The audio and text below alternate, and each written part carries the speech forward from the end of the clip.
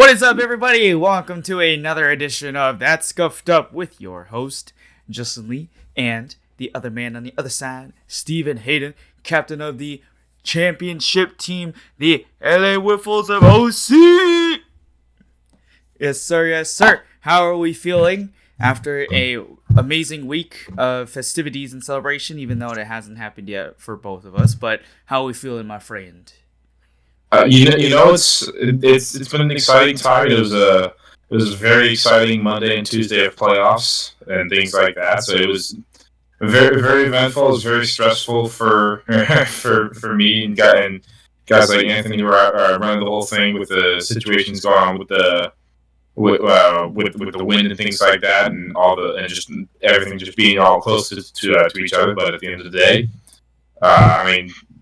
guess we could start right there. And obviously, my team, the LA Wiffles of OC, won. So I appreciate the introduction. Also, we got Justin Lee here, a member of the championship LA Wiffles of OC for the first time in their history. So yeah, second season as a player, getting the win was a lot of fun. Felt like at least I contributed somewhat to what you guys were doing, but we're going to break down everything that happened in those playoffs and who were the big contributors and who really stepped up to the plate and really showed out for these playoffs. And there was a lot of different teams, a lot of different circumstances.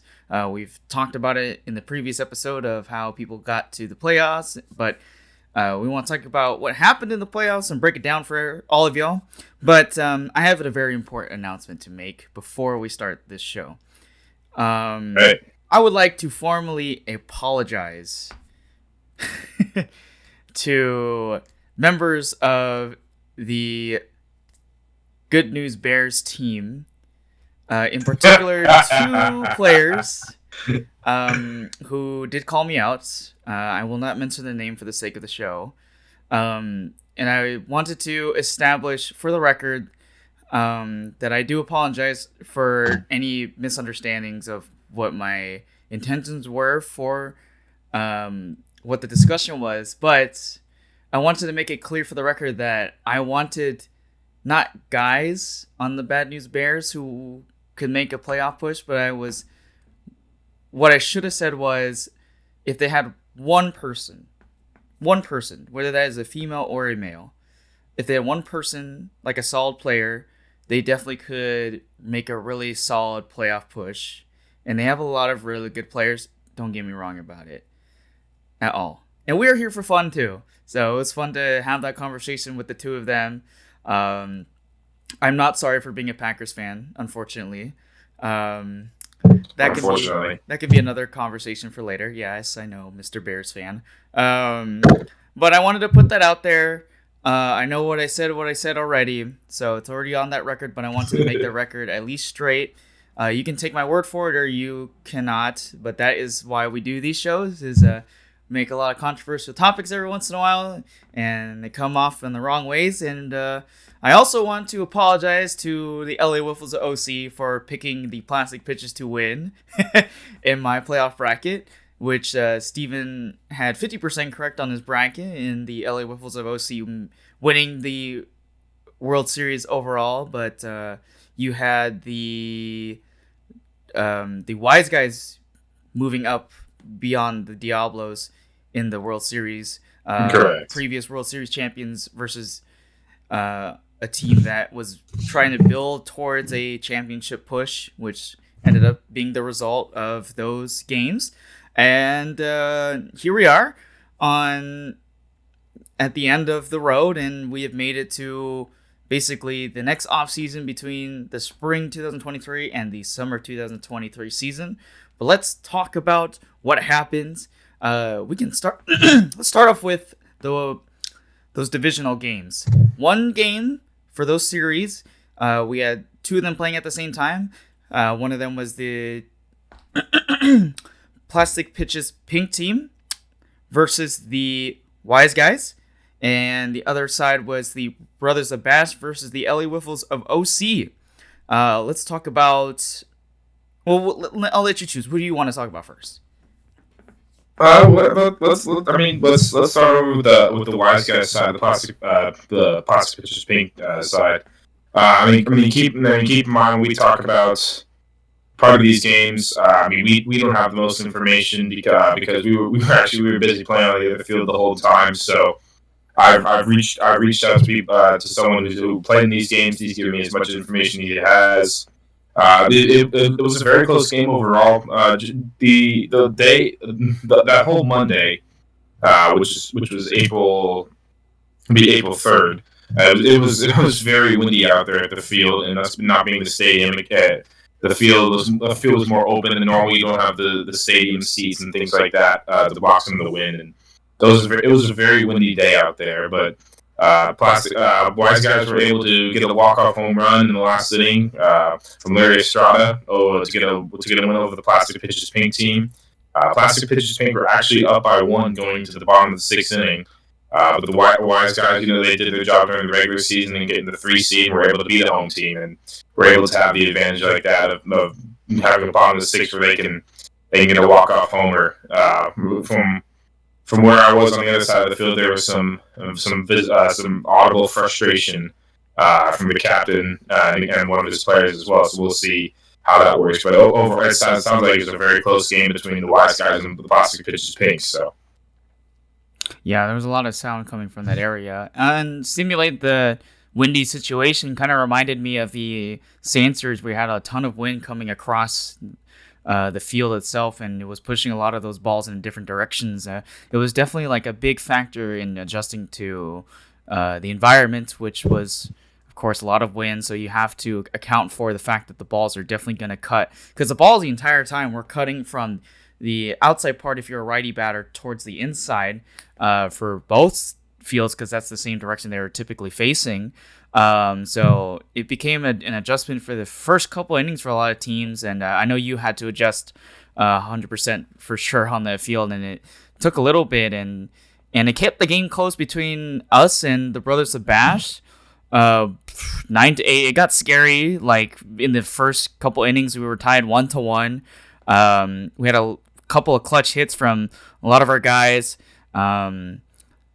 There was Jordan was definitely pinning it up on the board. He had a couple of solid hits, and you yourself had a really good outing as a pitcher. I mean, throughout the entire playoffs, it seemed like you flipped the switch and it just went sicko mode the entire time.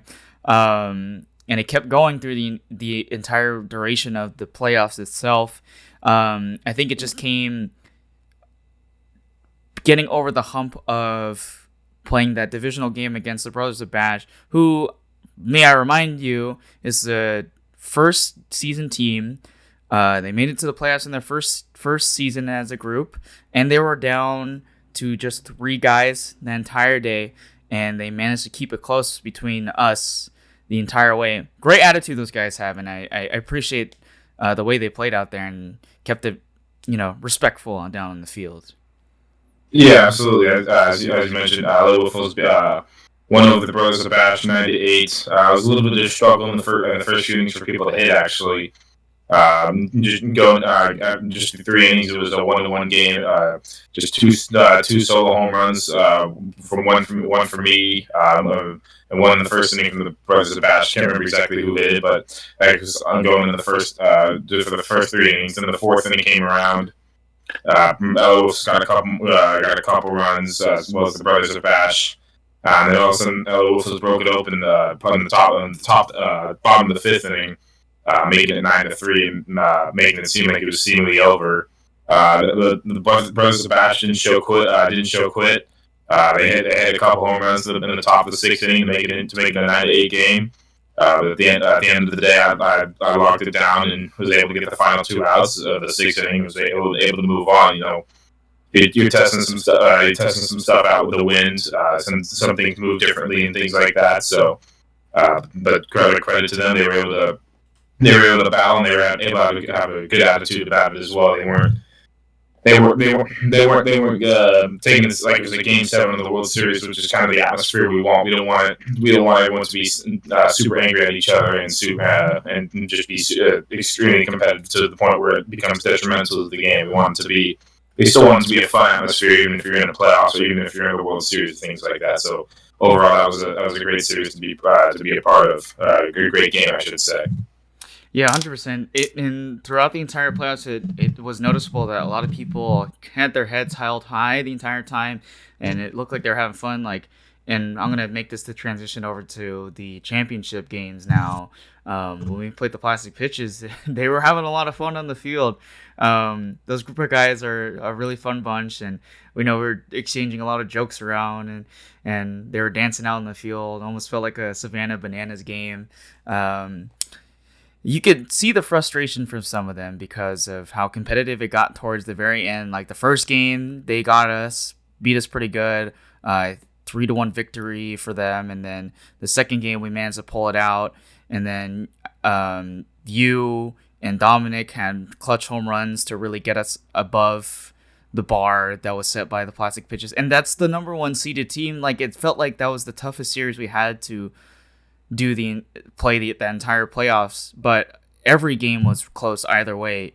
It was just the fact that we had to play 3 games against the plastic pitches, who were the number one seed. And might I remind you, the curse lives. The number one seed has never won the World Series as of yet.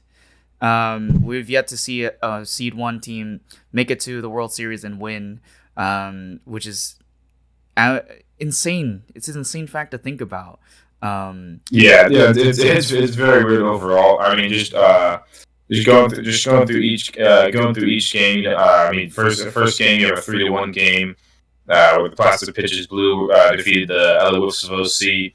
As you said, it was a very fun atmosphere out there. There was a lot of dancing. There was a lot of dance moves, a lot of provocative dance moves, you might say, out there, especially from the plastic pitches team. And I think that's when they're at their best, when they're just having loose and able to put the ball. They were doing this while it was a 0-0 game, even. So just when they're loose, that's when they're at their best, and when they're able to get the offense going, it was good. We were up. I believe we were up 1-0 going to the third inning. Then they were able to get three runs across in the bottom of the third inning against Jordan pitching.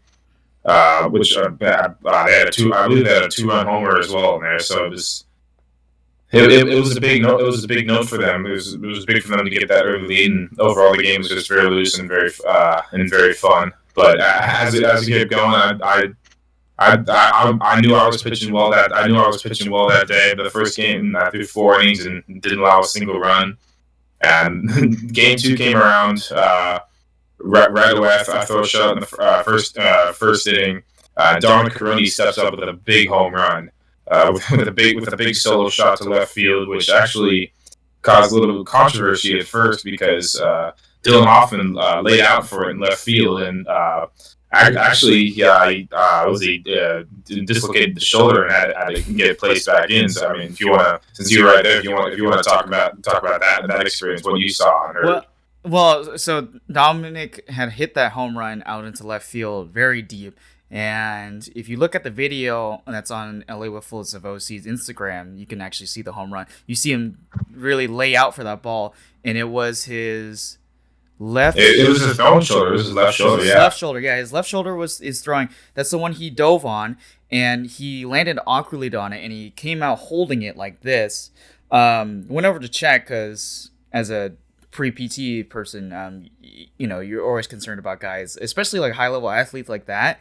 And he is a very high-level athlete. A lot of baseball experience, was in the Padres system for a long time, and he's one of the best pitchers in the league too. So not to take anything away from that, because that could have been the factor in turning around the game. And you and I were thinking about like that could be huge.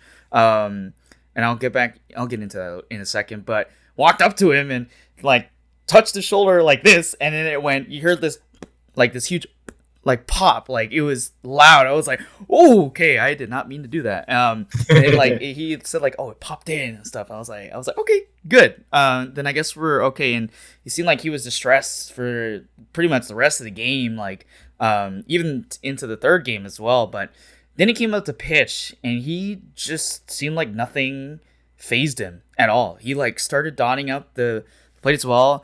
That third game was 1-0 victory, if I remember, which is insane. He was nodding up, and not just him. Hayden Henderson was also pitching really good too.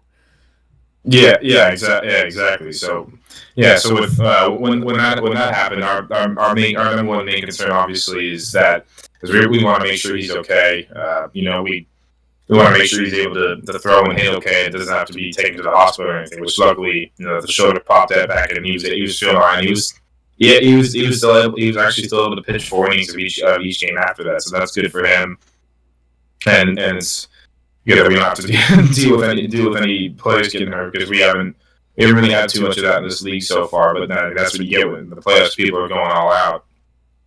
We were able to get a couple more runs in that second game. We were able to win 4-0. Jordan and I pitched a shutout in that game.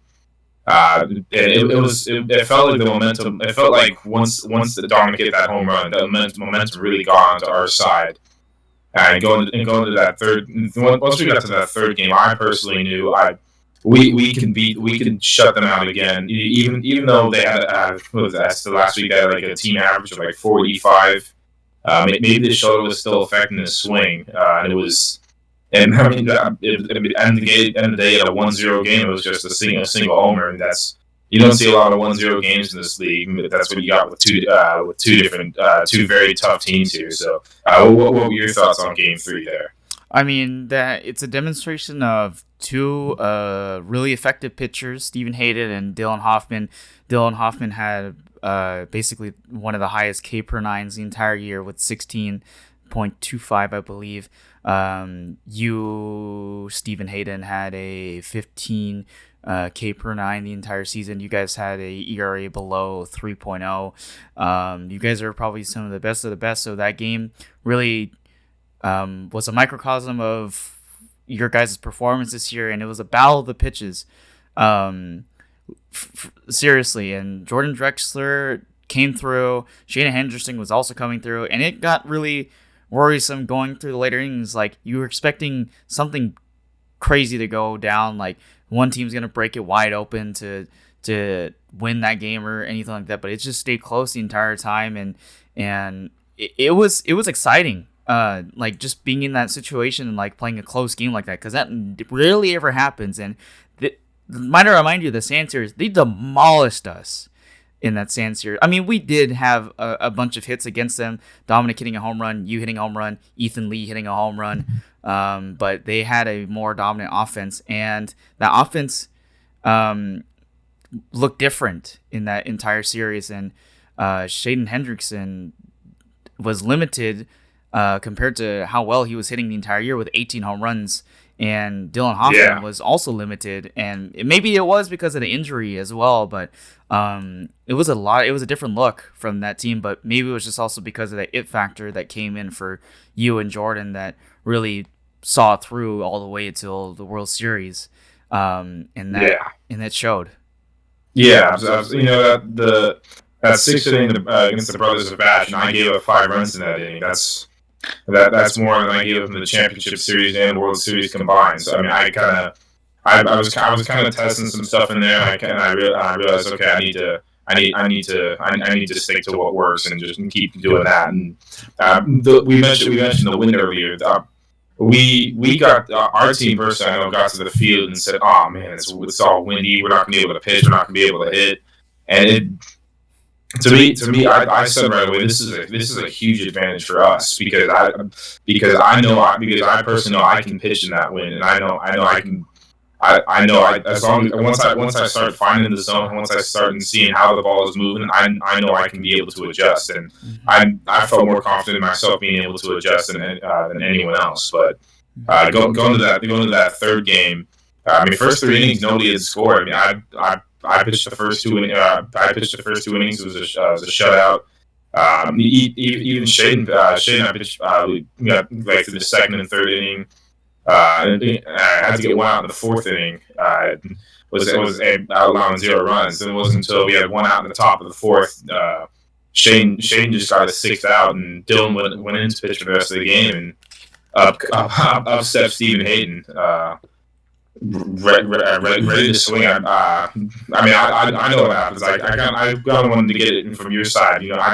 I'm in the moment of the. I want to know what you kind of saw when you saw me hit that ball. Total awe the entire time.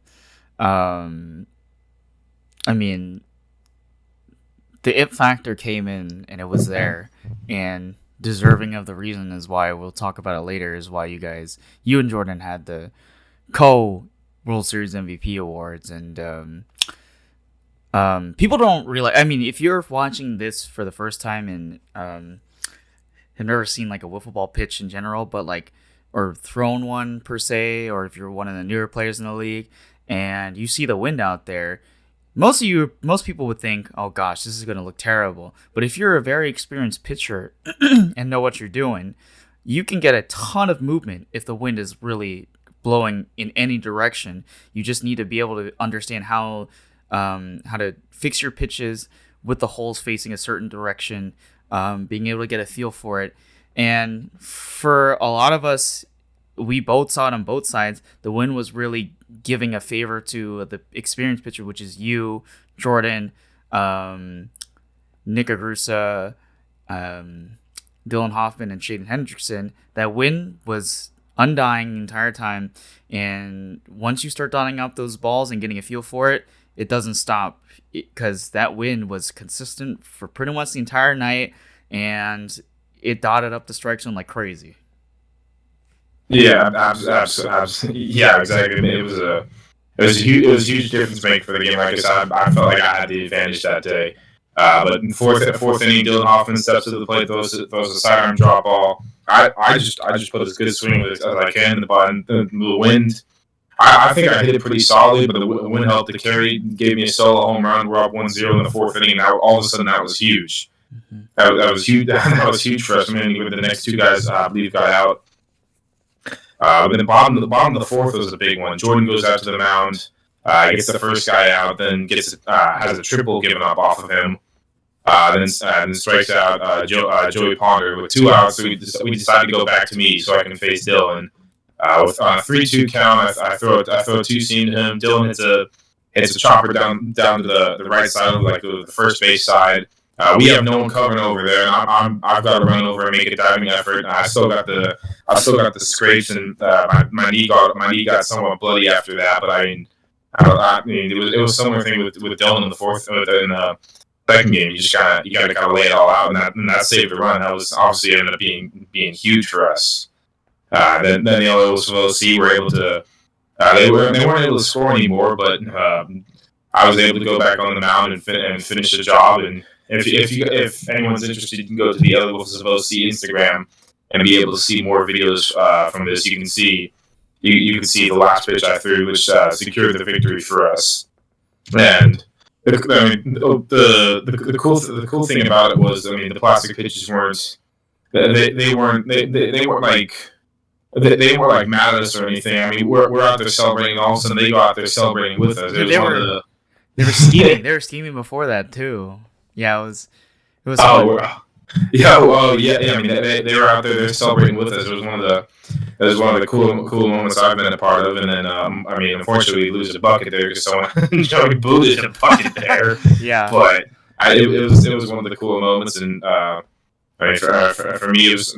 I mean, for that day, for the Wiffles of OC, that was our first ever playoff wins and our first ever World Series appearance for that. So that was pretty amazing, especially against a very tough team after being down 1-0 to come back and win those 2 games was huge.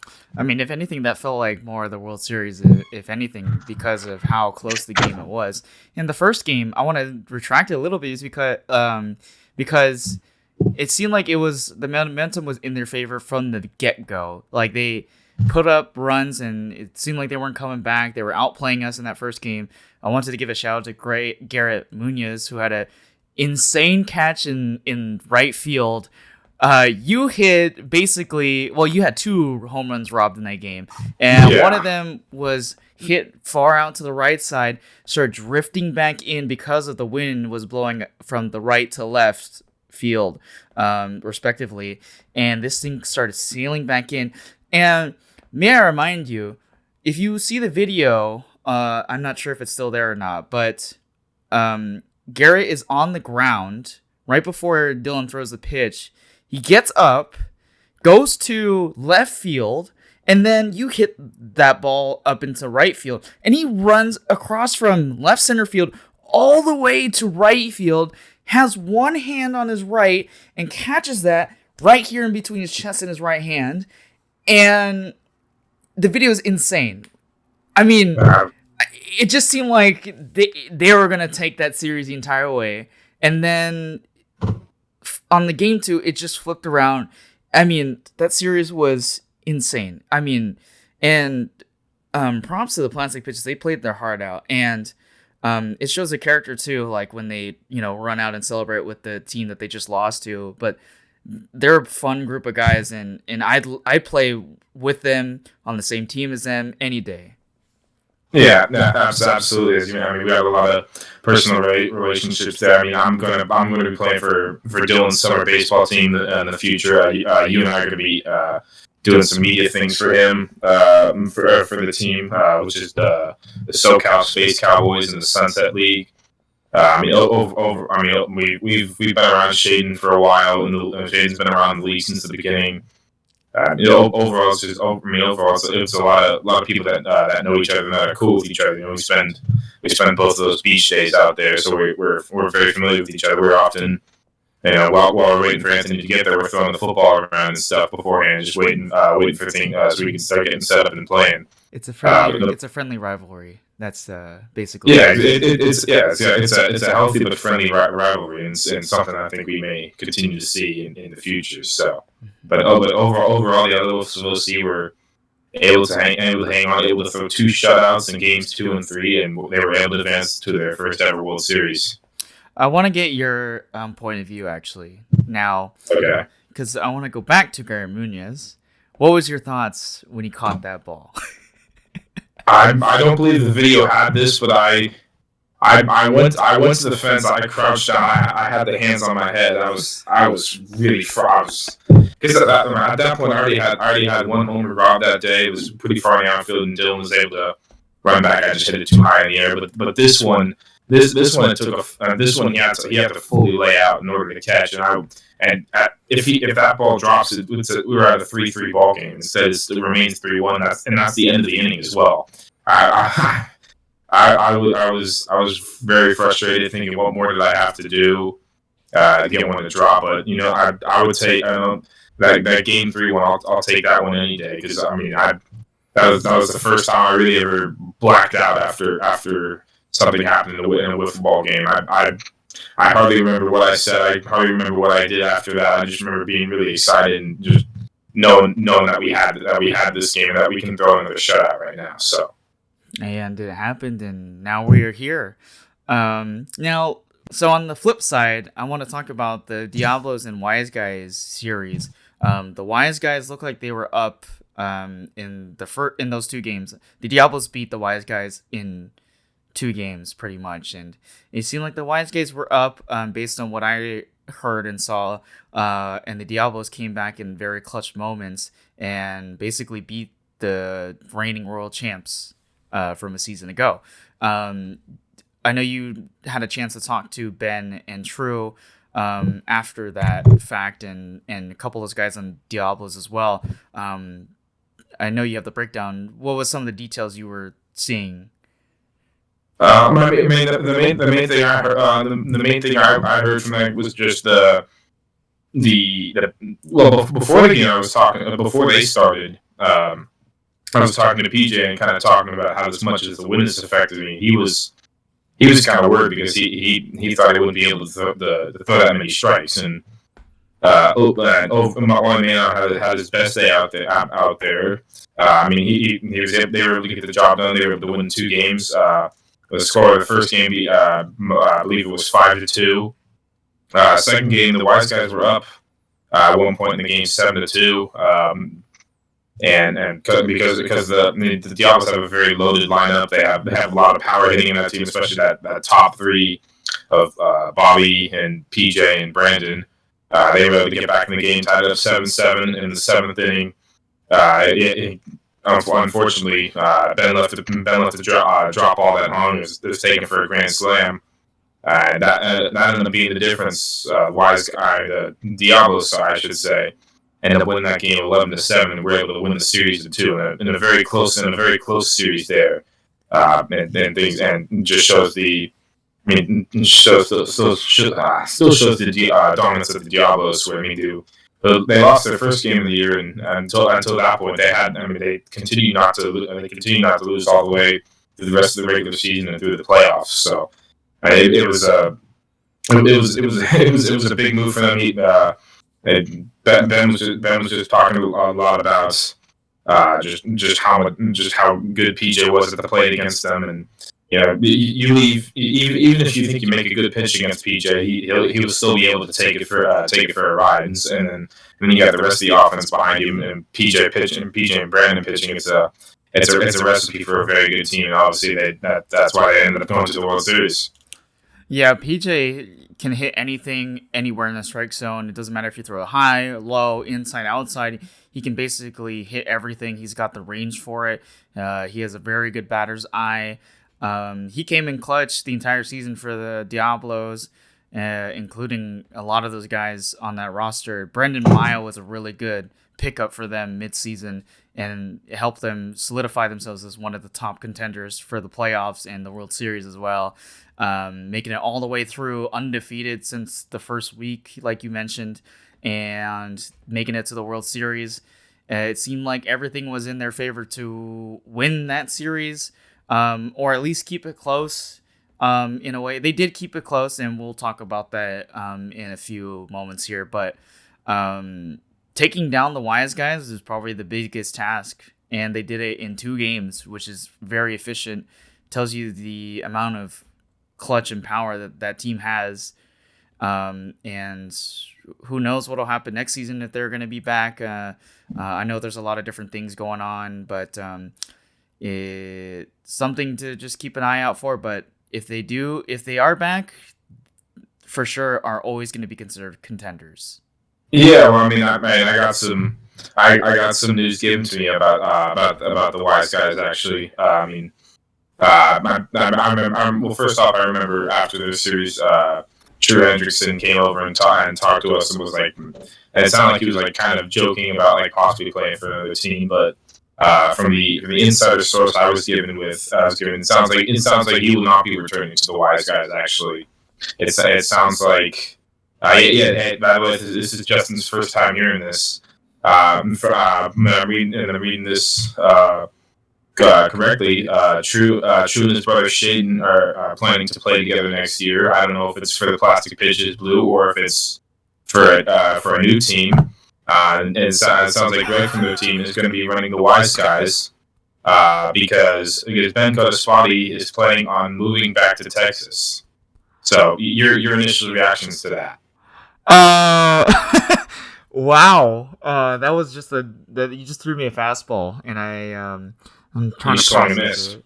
Yeah, I'm trying to process it. Ben is leaving. Wow, that is huge news. Yeah. From him, it'll probably be there the first couple weeks, and then he'll be moving back out to Texas with his wife. So that's original. They were originally there first, and then they moved out to California. I believe somewhere around the 2018, like somewhere around 2020 or something around somewhere around there. I'm not totally sure, but it sounds like we're going to be running the team. They may try to pick up a free agent, but who knows what the future of the Wise guys will hold. Hey, I mean, whatever the story is and however anything goes, based off of this, let's give a shout out to Ben on the show on a fantastic career here at OC Wiffle Ball. He will be enormously missed because his talents and his aptitude for the game. He knows a lot of knowledge of the game itself. He runs his own business for wiffle ball bats. He's been running the Wise guys for a long time. They've always been really good contenders. And if OC Wiffle Ball decides to ever have a Hall of Fame, he should be one of the first to be inducted in that Hall of Fame. So congrats, Ben. We'll miss you for sure. And safe travels when you go to Texas, my friends. Yeah, absolutely. We'll see if he's ever back in the future. But I mean, He's a multiple award winner. I believe he's a Cy Young winner, award winner, and a Hank Aaron award winner as well. He's a 2-time champion, won the first ever championship. Actually won before this season. He won the most recent championship as well. So, as with the contributions he makes for Anthony, I know Anthony's very appreciative of him. So he'll be missed. Justin and I had an experience. I got to experience playing with him for a day when we played in the December 31st SoCal Wiffle tournament. I really enjoyed just picking his brain about certain things and stuff, and just the knowledge. I thought I had some knowledge and stuff, and then he would go on some things, and it would make a lot of sense. I mean, that's what you get with a guy with a lot of experience. I believe he was a college baseball player as well, so he's got a lot of experience in terms of that. So I mean, that's where I'm trying to get when I'm older. So Absolutely. He's one of the guys we definitely look up to in the league, and it was fun to just play with him in that tournament at the SoCal Winter Classic.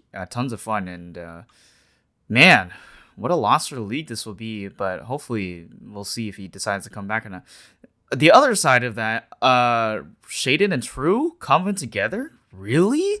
They originally started together. The original team was called the Blue Wiffles. I remember playing against both of them the spring of 2022. I believe our team we won 1-1 against them. They were one of our losses earlier on. Then we had a very lucky game which we won the second time.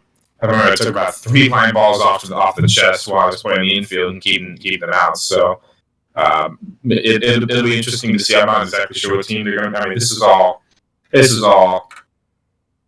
I mean, none of this is like for sure final, but it'll be interesting. It'll be interesting to see where True and Hayden land up if they land up on a team like the Plastic Pitches Blue. So get a Hayden, True, and Dylan on the same team. That's going to be nearly impossible for anyone to be able to hit off of them. Yeah. I mean, talk about making a super team like the San Diego Padres and MLB, or the New York Mets in that terms. Wow. If they are on the same team, I mean, they both were tied for the most home runs on the year. True had basically MVP numbers. Hayden had Silver Slugger numbers. I mean, they're both on the same team. Wow, my God. They could take the whole league by storm, and I'm sure a lot of people might be indifferent about that. But that's another conversation to be had within the future. But if they end up on the same team, my goodness. We'll see exactly what happens with that. I mean, they've got to figure it all out. Maybe they're going to be getting the Blue Wiffles game back together. So who knows what's going to happen? I mean, they haven't played together since the spring 2022, and after that season, True left to go join the Wise Guys, and True won an MVP with the Wise Guys, and he also won last fall he won a championship. So we'll see what we have in store. Next season starts in a couple weeks, so we'll find out pretty shortly. Yeah, and I know my understanding is that I thought Hayden actually was stepping away for a bit. I know there's a couple of guys who are stepping away from the league in the summertime, but that is huge news for sure. So we'll definitely be keeping our eyes on that. It's one of those we gotta wait and see. The season just ended a couple of. For us, it just ended 2 days ago. We're recording this right now on a Thursday, Thursday the 6th. So, we'll see what happens. We'll be figuring that out pretty soon. So make sure you go register as well. Depending on when this goes out, the early bird sign, and maybe the last day for the early bird signing. So please go out there and sign up. Yeah. And once that is over with, then we will have a better idea of how big the league is going to be next season. Because I know your sources are saying that there's a pretty big potential of people wanting to start a team in OC Wiffle Ball, if I'm correct. What do your sources say? Yeah, I'm currently working through stuff. There may be a future another team that I'm trying to build from people from my baseball team. former OC football player for the Beach City Bombers. Tyler Corkill plays for my baseball team. I know he's expressed interest in coming back. So we had a sub from the last week of the season, Dylan Mengie. He expressed some interest in coming out. So I'm trying to reach out. I'm trying to see if I can get some more guys and help build the league and things like that. So we'll see what happens. Yeah, and one of those big things includes just a lot of different upcoming rule changes when that decides to happen. And I know there's a lot of talks going on right now between the board on that decision for different things and topics that need to be addressed.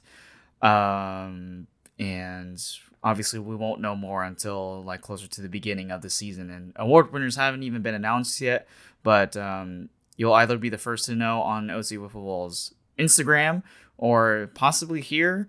Whichever way you decide to find out,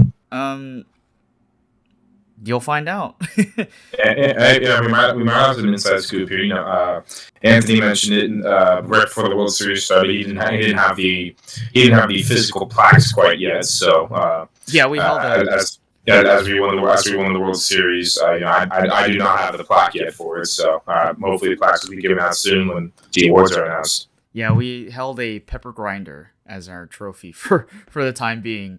For the World Series picture as the trophy. So, well, if you ever want to know the backstory about that pepper grinder, we can save that story for another time. Or if you feel like asking us, go ahead. But anyways, let's move on and let's talk about the big game itself, the big show in the softball stadium, the World Series. We had an amazing crowd. Austin Cutter's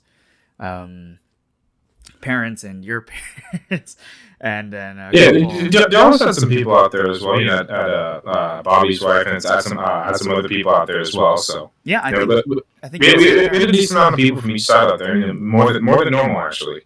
Yeah, pretty good crowd. Definitely would love to try to get more people to come out next season or anything like that. I mean, if your team didn't make it to the playoffs, don't ever feel discouraged. We love having teams come out and supporting the other teams because it's we're trying to set up a fun league and have guys, get to know each other. I'm sure in the future we can figure out different avenues of how to keep the, people entertained in the stands. I know we were trying to set that up for like player announcements during the game or having like a fun video on the board. I know we were trying to roll that out and we had technical issues throughout the year. But that's something we can talk about in the future. But we would love to have guys come out to watch the playoffs or even the World Series because it's such a big event for a lot of people, especially you and I, trying to make it exciting as possible. And it was a very exciting series, like through and through. Yeah, absolutely. Yeah. Go into the series now. As we mentioned to start off the podcast, the Wiffles of OC did end up winning the World Series. Actually, in another best of three series, Wiffles actually swept the Diablos. Wiffles were the 4 seed, and the Diablos were the 2 seed. In 2 very close games. The first game, focus on the first game first. Wiffles ended up winning 2-1. And one of the main points we talked about as a team was we've got to either find a way to get after either PJ or Brandon on the mound. Right away at the top of the first inning, we were patient at the plates. We were using the speed to our advantage. We were able to get a run off quickly in the top of the first inning, which was huge for us.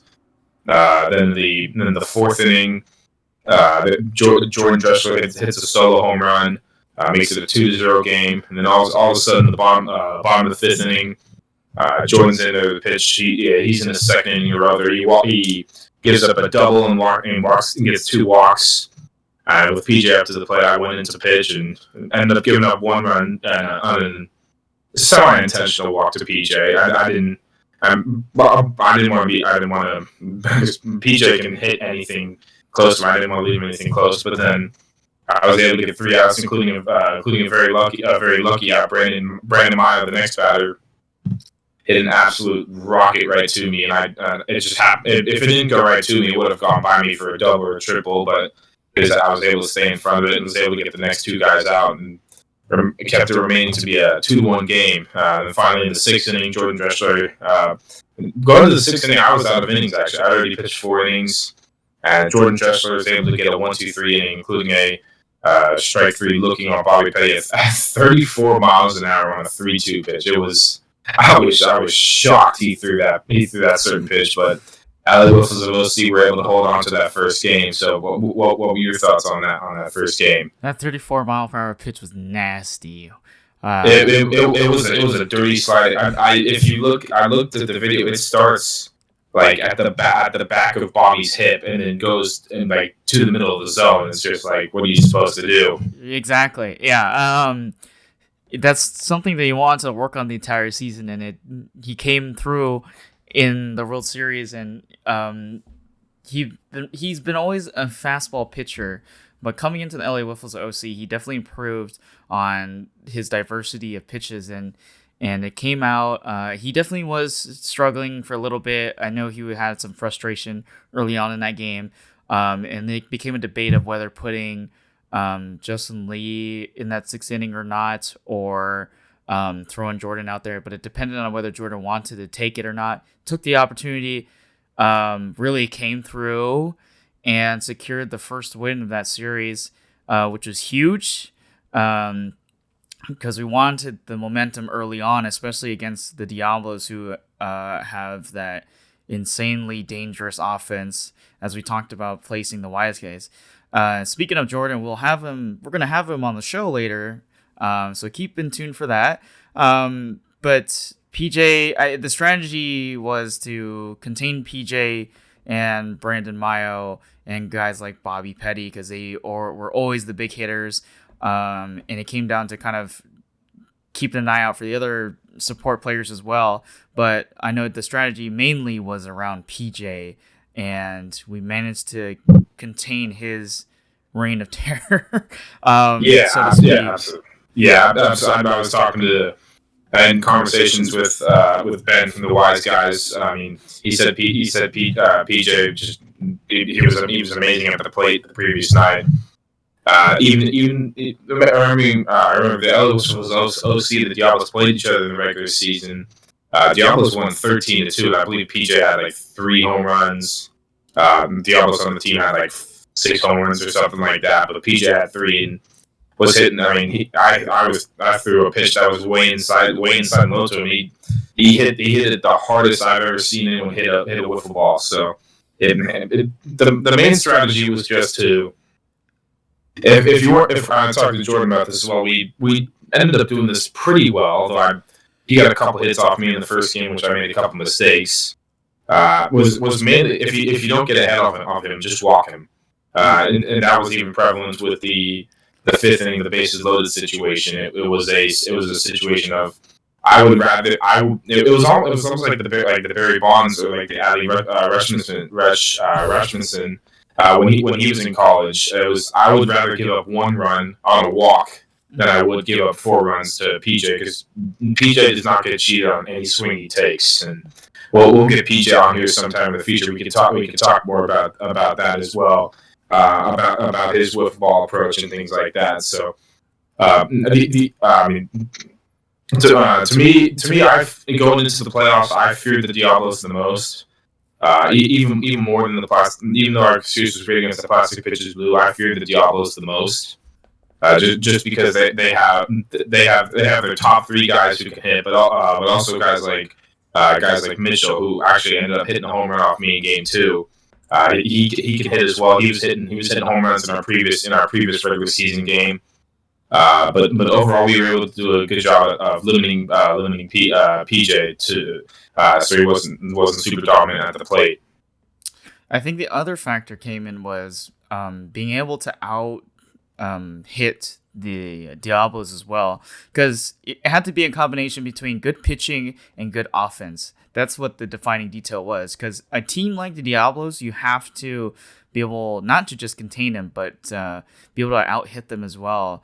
And the first game didn't seem like so, because it came down to Jordan hitting that very clutch home run, and then we managed to get another score off. And the second game is when the bats started really turning, and I think everyone on our roster got a hit in that game, which is basically the defining factor of how that game was put in momentum swing towards us, and we needed it, and that was basically the reason why we were able to secure a World Series win, is because we had everybody contributing on the bats and really playing their hearts out. Yeah, exactly. Yeah, I'll continue with that a little more if you don't mind. So just in between games, we had a little 5-minute break, and right away in the first inning, I noticed they changed their lineup a little bit, which I actually liked more. They put in the first game they had Bobby hitting first, PJ hitting second, and Brandon hitting third.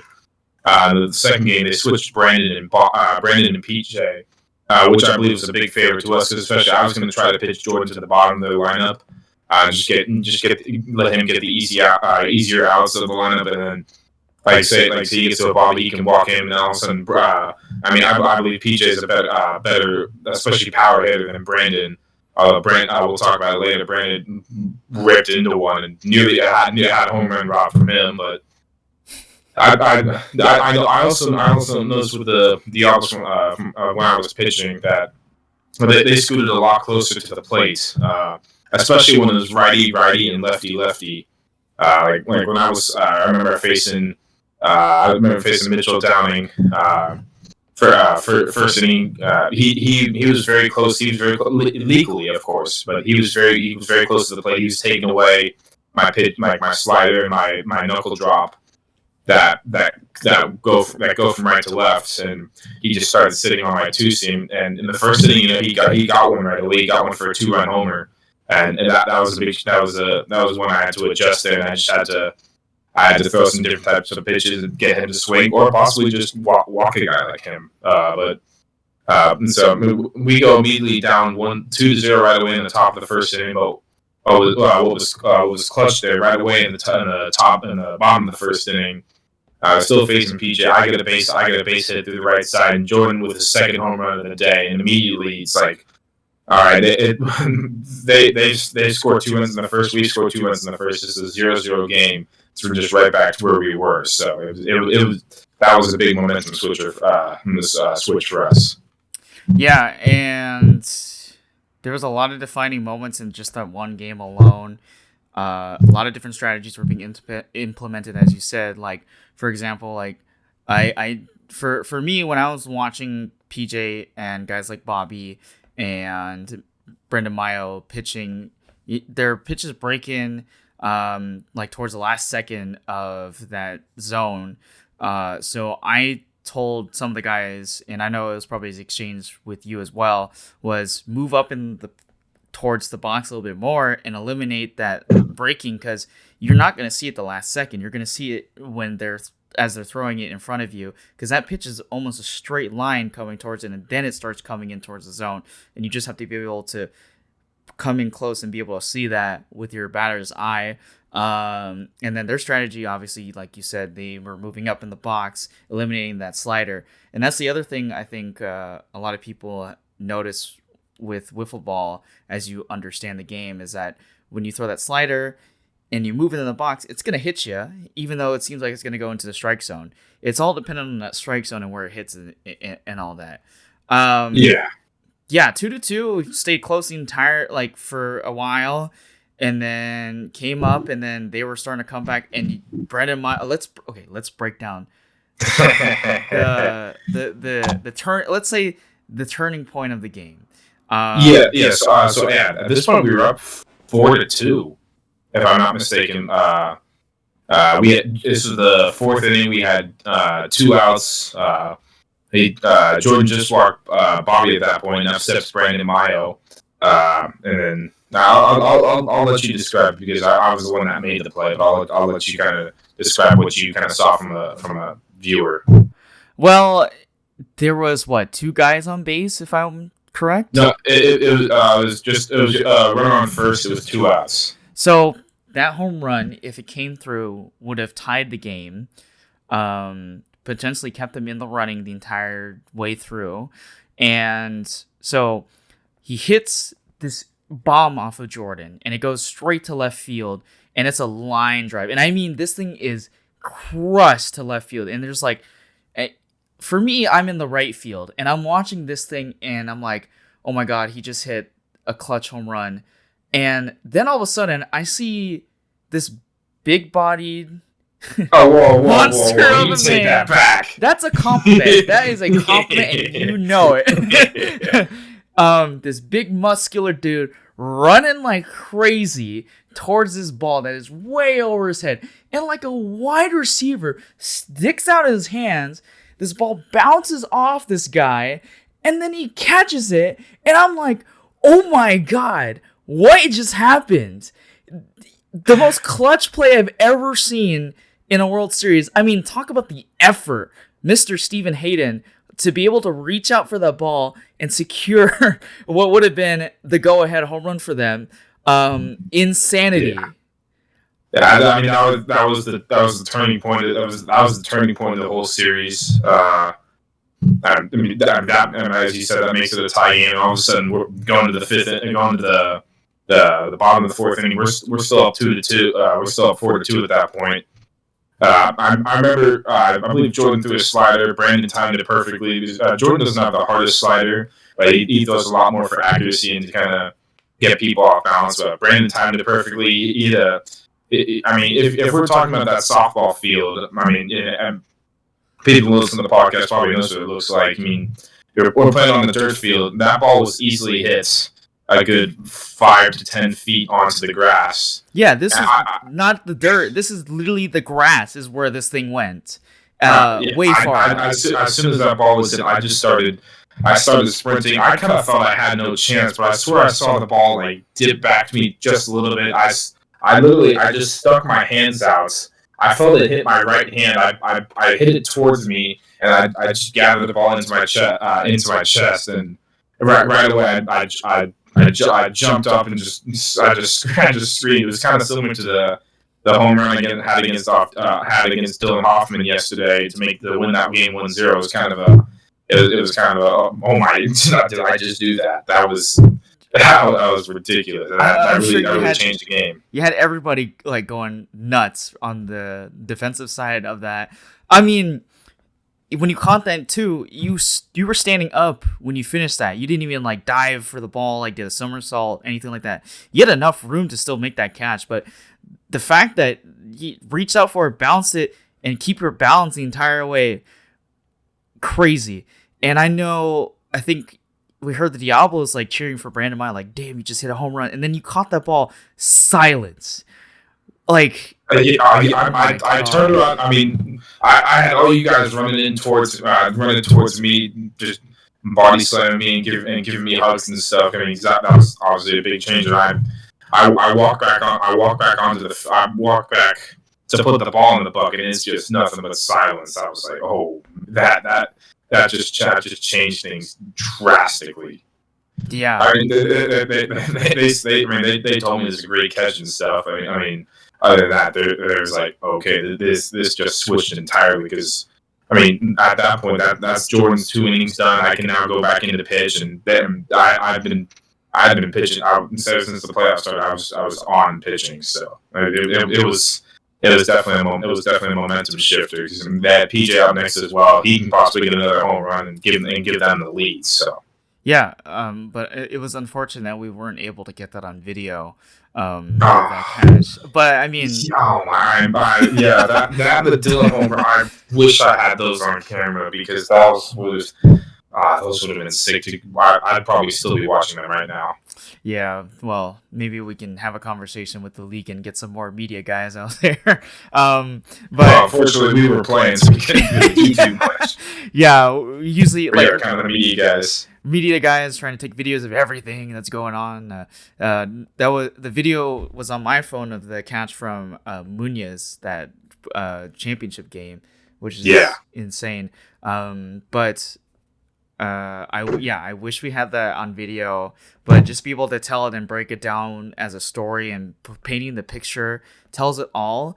And ask anybody, even the Diablos or the OC Wiffle, they'll tell you that literally happened, and it became the defining moment of the World Series for our team and bringing the energy together. Because when we played the Diablos the regular season, that was basically the worst loss of the entire regular season for us. And to be able to come back and play that great of a team and play the way that we did just told a lot of the kind of grit that we had to get through to be able to come together and play our hearts out. And you and Jordan had the most heart at putting it all out in the field the entire way, and securing the win. And talk about legendary performances in OC football history. Those probably was one of the biggest that I've ever seen from the 2 seasons that I played in. So congratulations. Absolutely, thank you. Yeah, I mean, continuing on. I believe we scored one more run in that bottom of the 4th inning as well, making it a 5-2 game. Then also we get to the 6th inning. I get the first guy out. Next guy comes up, Bobby Petty. First pitch, he gets a line drive out of here. I mean, that's what you do. That's what you do as a great hitter. I mean, there.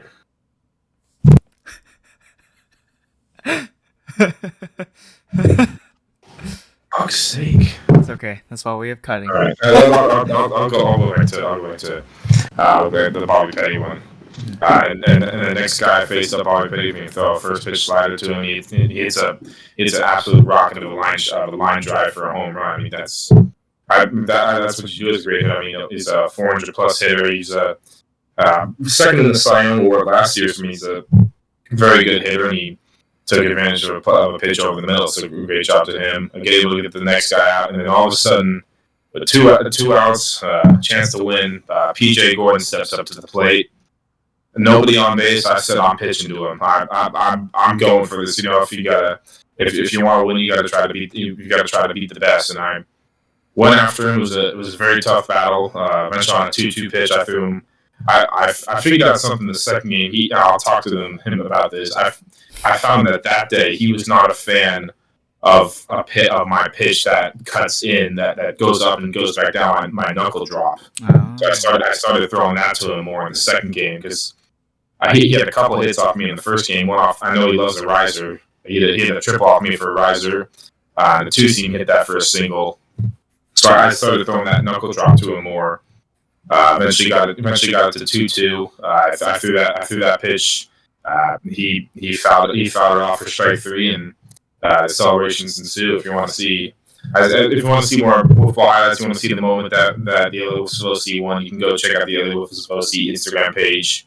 Their mention is there in the most recent Instagram posts on the OC Wiffle page. So if you guys want to see more highlights, feel free to look through the stories and things like that. But just when you saw the last pitch and you got the last out, what were your feelings there? Well, it's funny because if you go and look at the video, and I told Jordan to actually take a video of that moment because I wanted to make sure that got captured just for our sake as a memory piece. I was standing in left field, like right field, yes, like sweating, and I'm like, oh my God, PJ is up to bat, is dangerous. This is gonna be crazy. Comes down to 2-2.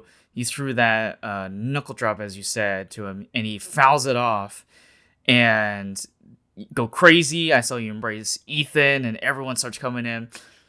The video, I run the opposite direction.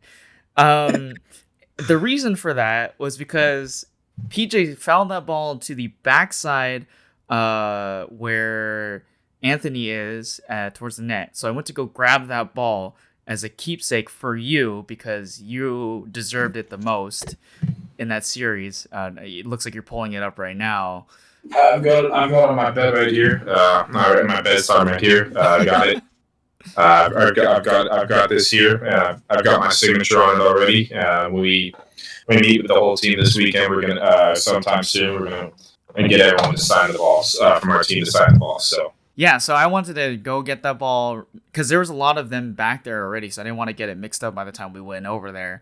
And so grabbed the one that you threw to PJ, ran over to the crowd of guys who were jumping up and down, and then we celebrated for like 2 seconds, and then did the hand exchange with the Diablos and tried and didn't over celebrate, of course, because it was a very tough game, and we love gotta show respect to all the teams and the players who play this game, because this is what this is for fun and memories, and that was one of the biggest memories I think you and I have had in this league, and it was fun, just to be able to be in that moment and have to pull out the W in such a big situation, a big moment, and nobody besides you thought we were gonna make it to that point. So yeah, we can address that real quickly. I mean, as anyone who watched the podcast last week knows, we did our March Madness picks, and I actually, funny enough, predicted the exact winner.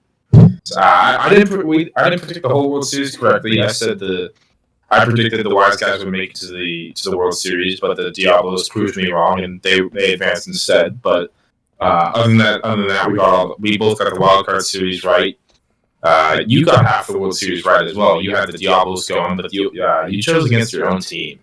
You chose against the Wiffles of OC and thought the plastic pitches blue would win it all. But I think if we were having a group tournament for this, I think I won this tournament between the two of us. Yes, you did. For the record, you have to be unbiased in the show, because if we decided to just pick Wiffles of OC both, then nobody would watch this. And I mean, I can't be biased if it's true. True, and it did happen that way. So good, you won. Congratulations. I mean, I mentioned it before. I felt something switch. I mean, that game against the Brothers Sebastian, I think it was huge for us. If we lost that game, I probably wouldn't have chosen us to win. But I think just and all of a sudden I just started going off pitching wise and things like that. And that was part of the reason with. Actually, in the World Series, I did not hit very well at all. I only had like 1 or 2 hits. I got on base a good amount, but I didn't hit very well. But overall, that's why at the end, for our team personally, at least, we named myself, Steven Hayden, and Jordan Drechsler the World Series, the co-World Series MVPs. So both very deserving. Jordan with the 2 home runs. He was big offensively. And his 2 innings per game in the World Series were big as well. With me with my pitching. And especially that I got another home run that was robbed as well. Along with that one, I ran out to the outfield. It was important. I pride myself on being one of the best outfielders, if not the best outfielder with the most range. I think it's debatable whether I am or not. I've made catches like that before in the All-Star game, and it's making a big situation like that. And you can start making the case for that. So. Absolutely. We can have a debate on that with some guests later on. Absolutely. We can even talk about it with Jordan later if you'd like. Yeah, exactly. Yeah, we'll get him on. So we'll go to more Jordan's side once he gets here and kind of his story. I mean, this was his first season on the Wiffles of OC, and I think overall he found it very successful. So. Yeah, and we definitely are looking into trying to keep these guys together and continue playing at a high level and priding ourselves in trying to be the best in the league. And it shows the passion that you have for this sport. And as an athlete yourself, you also do baseball and you also do SoCal football. So it's all about playing ball for you. And it really shows the kind of passion you have out there on the field. And to be able to win this is definitely a token of your effort and being able to put it into the game and having it translate the correct way that you want it to. Yeah, I mean, not to humble brag too much, but yeah, I mean, for me personally, it was my first time in the postseason since the spring of 2022. We've had a lot at the Wiffles of OC. We've had a lot of turnover. A lot of guys coming in. Either not coming back. A lot of our first team, very original team. It was a full free agent team. A lot of them ended up not coming back to play. Even though we went 9-3 and made the playoffs, but lost that playoff game the first year. the summer season we finished 8th out of 9 teams. The fall season we finished 7th out of 10 teams, and lost the playoffs. And I'll talk with Jordan later. You know, we were missing really one more big bat and one big arm, and I identified the guy and found Jordan. And unfortunately, that meant you didn't pitch as much, Justin's, which I apologize for. But I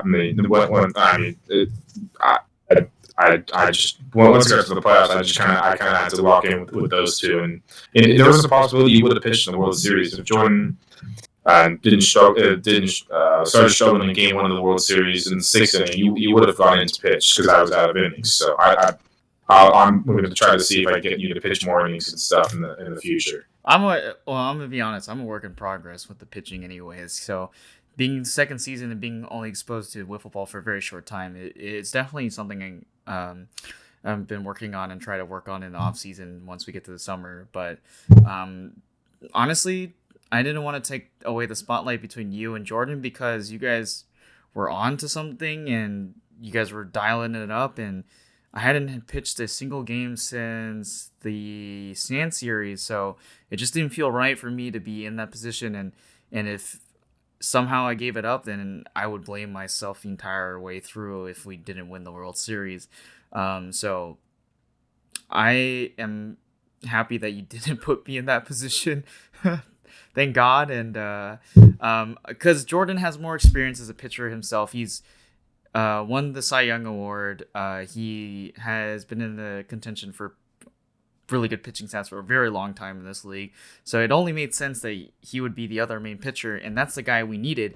And it worked out, basically. And all you needed was some really good, solid support players. And one of those guys was Dominic Caroni, who came through for us the entire season. Ethan Lee showed up when he needed to. I had a little slump throughout a majority of the season, but when it came down to it, just getting hits and making contact, it worked. I can proudly say that I got 4 home runs robbed in the week before. But it's a work in progress thing for me, and I'm always happy to be a continuing member of this team and being able to show out and improve for guys and looking up to your guys' ability and trying to emulate that as well on the field. So we'll see what happens in summer 2023. Yeah, exactly. You know, we're gonna enjoy this one for the week. And once we get to next Tuesday, it's kind of it's getting focused on the next part of the for the next season. See who's new in the league and things like that. So maybe some additions coming to our jerseys that I can't reveal yet. You know, something to make the victory special, because this is the first. This is the first time winner of a World Series since last spring. Before we had the wise guys have won it twice, and the team Scared Hitless, who was not a member this season, won it twice. They won their first one in the spring of last year. So we're technically the third ever team to win a World Series, which is pretty amazing. I mean, yeah.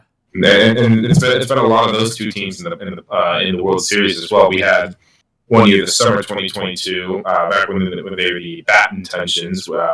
Anthony's team was in the World Series, but they unfortunately lost. So we had 2 brand new teams in the World Series this year, and it was an extremely close battle, and it took a full team effort from us to be able to pull off a victory.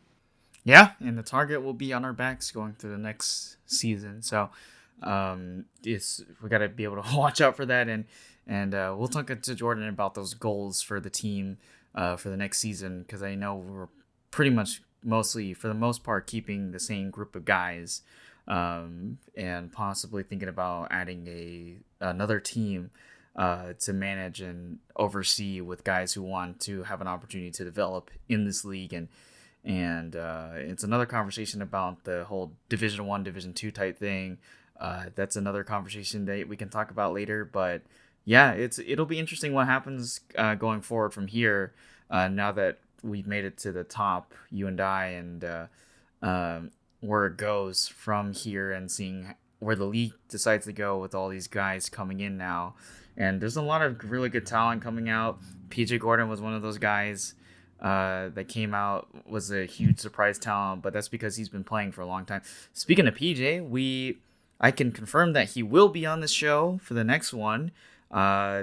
We will discuss everything about his story and share that with you. We have Jordan on today as our special guest, who will be here in a few moments. But yeah, interesting season this has been. Yeah, it's been a very hectic season, especially with all the rain and things like that. A lot of cancellation of games, and it's been a very eventful series. Ended up being very much a race to the finish, which my arm is very sore right now because. Show the. Yeah, I took. I mean, I had the ice sleeve going on earlier. I mean, I pitched 16 innings of football on Monday, 8 innings on Tuesday, and then I also pitched in my baseball game on Wednesday. So today I hardly did anything. My whole body was just really sore. I started feeling the repercussions of being that competitive and moving that much. So I needed a rest day. Well, you'll definitely get it sooner or later, eventually. So, but yep. Speaking of those secret things you're talking about, if you are interested in following that, then go follow LA Wiffles of OC's official Instagram to keep up with those live updates. But yeah, we're gonna have Jordan here in a few moments. Anything else you want to mention before we send it to a break and get Jordan on here? I mean, as you guys can see, I'm wearing the official OC Wiffle OGO college shirt. Those just came in for the World Series as well. So I'm not sure. I don't believe you can order them anymore, but I just wanted to show them off and show what they look like. It's a very comfortable shirt as well. So I'll probably be wearing this for Easter Sunday. So you gotta spread the word around and things like that, and go to church and wear this and things like that. Other than that, I think we just wait. I think we just wait for Jordan to get Jordan. And I think he said he'd be here in a little bit. So when we cut, he'll be in here for us to talk to him about his experience. So, all right. Well, that is it for the regular part of this show, and we're going to take a break, and then we will have Mr. Jordan Drechsler on the show. Congrats to all the players in the LA Wiffles of OC on a great win, and all the teams who participated in the playoffs on a great season. To everybody who played in the league this year, congratulations on a very good season this year. And we hope to see you guys in the next season. Wow. Okay. In the next season, we would love to have you guys always come out. It's always fun having new guys and seeing new faces and meeting all those guys.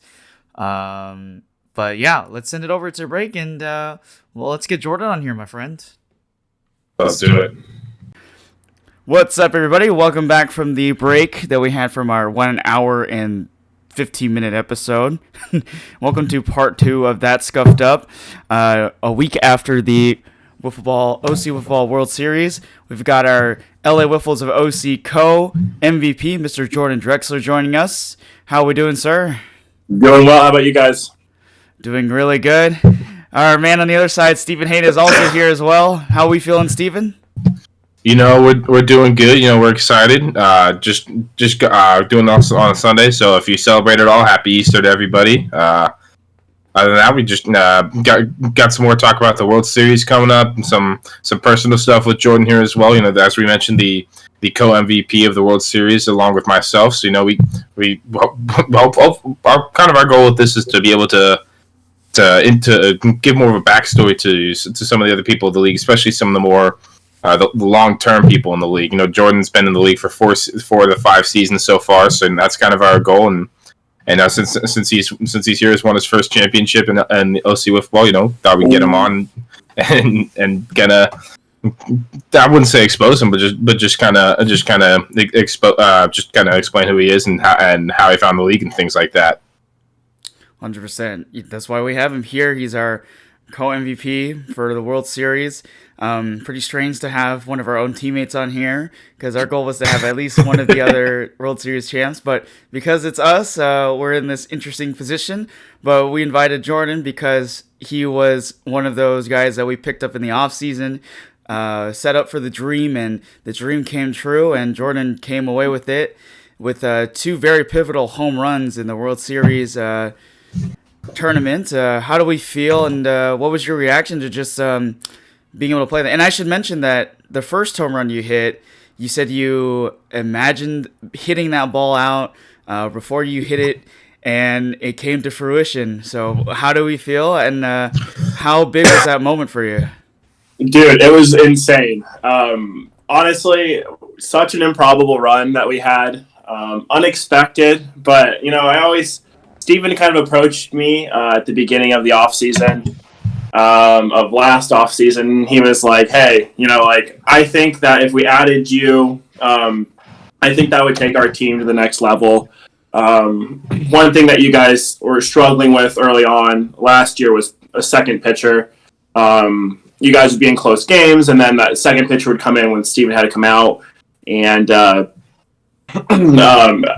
score would kind of turn on its head. I was trying to think of a nice way to say that, but not at you at all.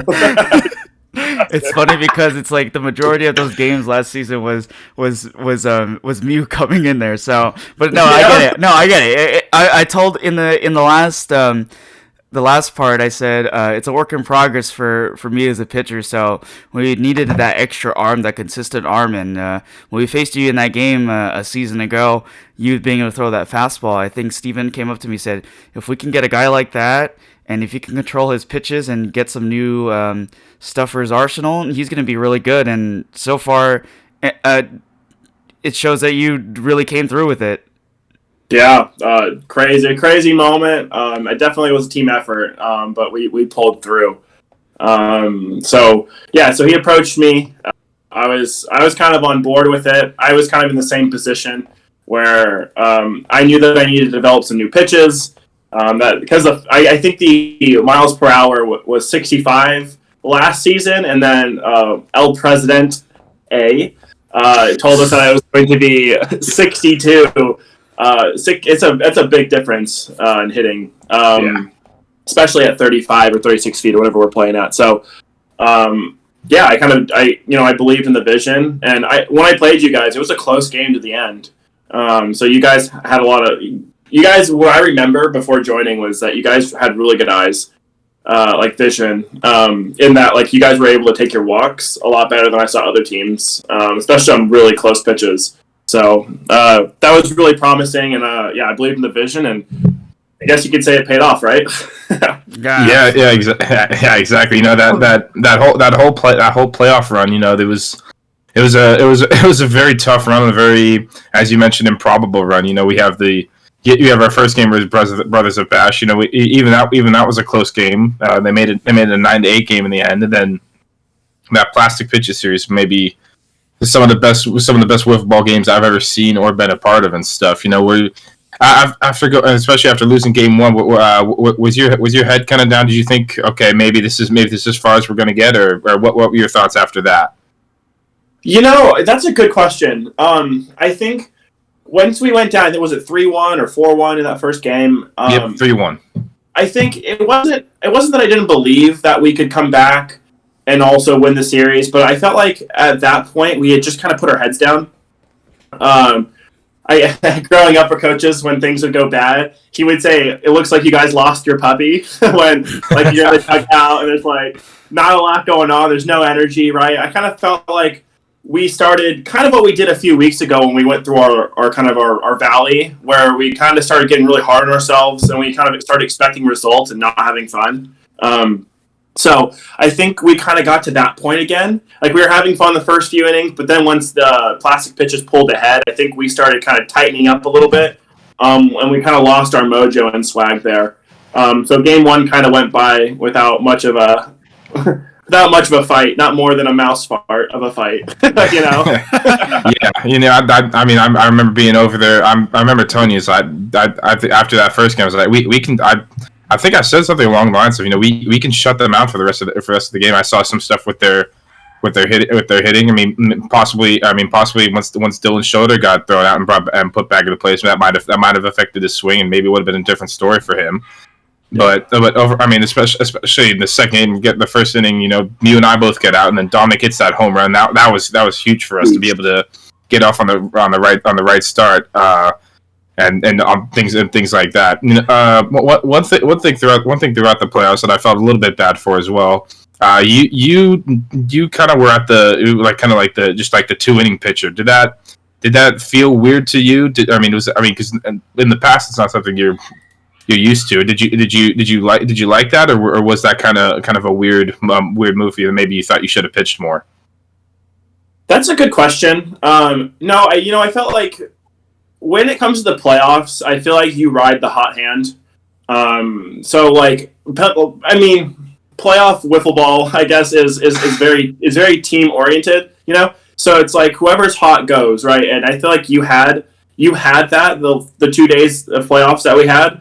No one could touch you. So it's like, I wish that you could have pitched all 6 innings because no one was touching you. And so it's one of those things. It's like when you and I were talking about like who was going to come and who wasn't.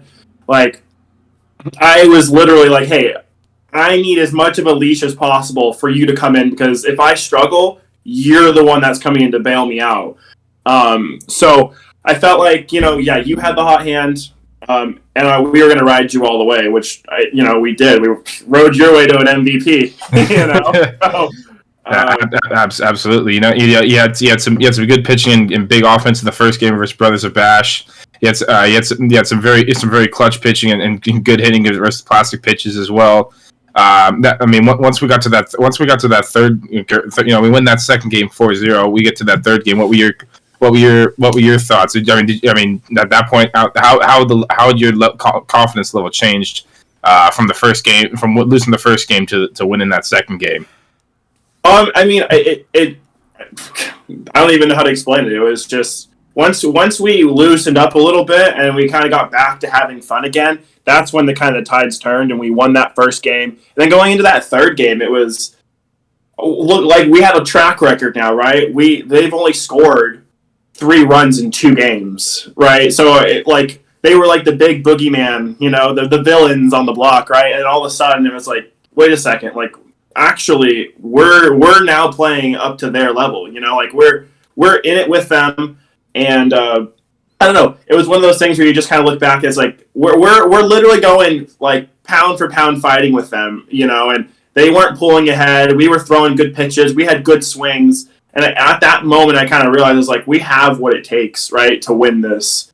It took an absolute nuke off from you, that 1-0 to get that run, right, to win 1-0 that third game. But I felt like the quality of our at-bats changed in that third game. Like, I think I struck out once or twice, maybe, but I put the ball in play, which is something I couldn't say in the first 2 games. I think Dylan Hoffman struck me out like 20 times in the first 2 games. I could not figure it out. But, all is well that ends well, right? So. Yeah, our co-World Series MVP Dylan Hoffman right there. We appreciate it. Moving on to the World Series now. Going against a tough team in Diablos with the main 2 pitchers being Brandon and PJ. PJ's had a lot of talk with him. He's a potential Cy Young winner, potential Rookie of the Year winner. We haven't given out those awards yet at this point at the time of recording, but. You had mentioned it. You were talk about like how you kind of felt confident when it's PJ going into the World Series.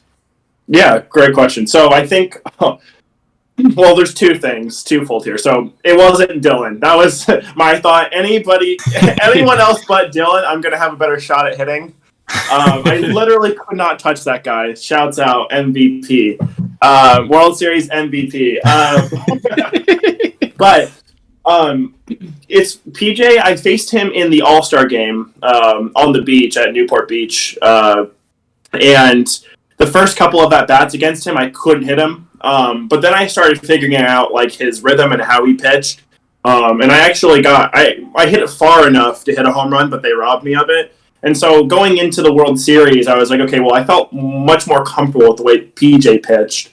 Couldn't hit the breaking ball, so I was like, I'm going to sit on a slider or a cutter, whatever that pitch was, a riser, and that was kind of like my game plan going in. But then he started throwing a bunch of curveballs at me because he knew I couldn't hit it. So this kind of goes back into what Justin was asking me about a few minutes ago. I decided that I wasn't going to play defense because we were riding the hot defensive hands, and I hadn't really played much defense. So I was like, you know what, I'm gonna sit out because I was at sixth man, and the whole time I had like my eyes closed and I had the bat in my hand. I was envisioning PJ throwing that like drop ball, and I envisioned myself scooting up in the front of the plate or the front of the batter's box, so I could catch it up near like my chest neck area before it kind of does that dirty drop.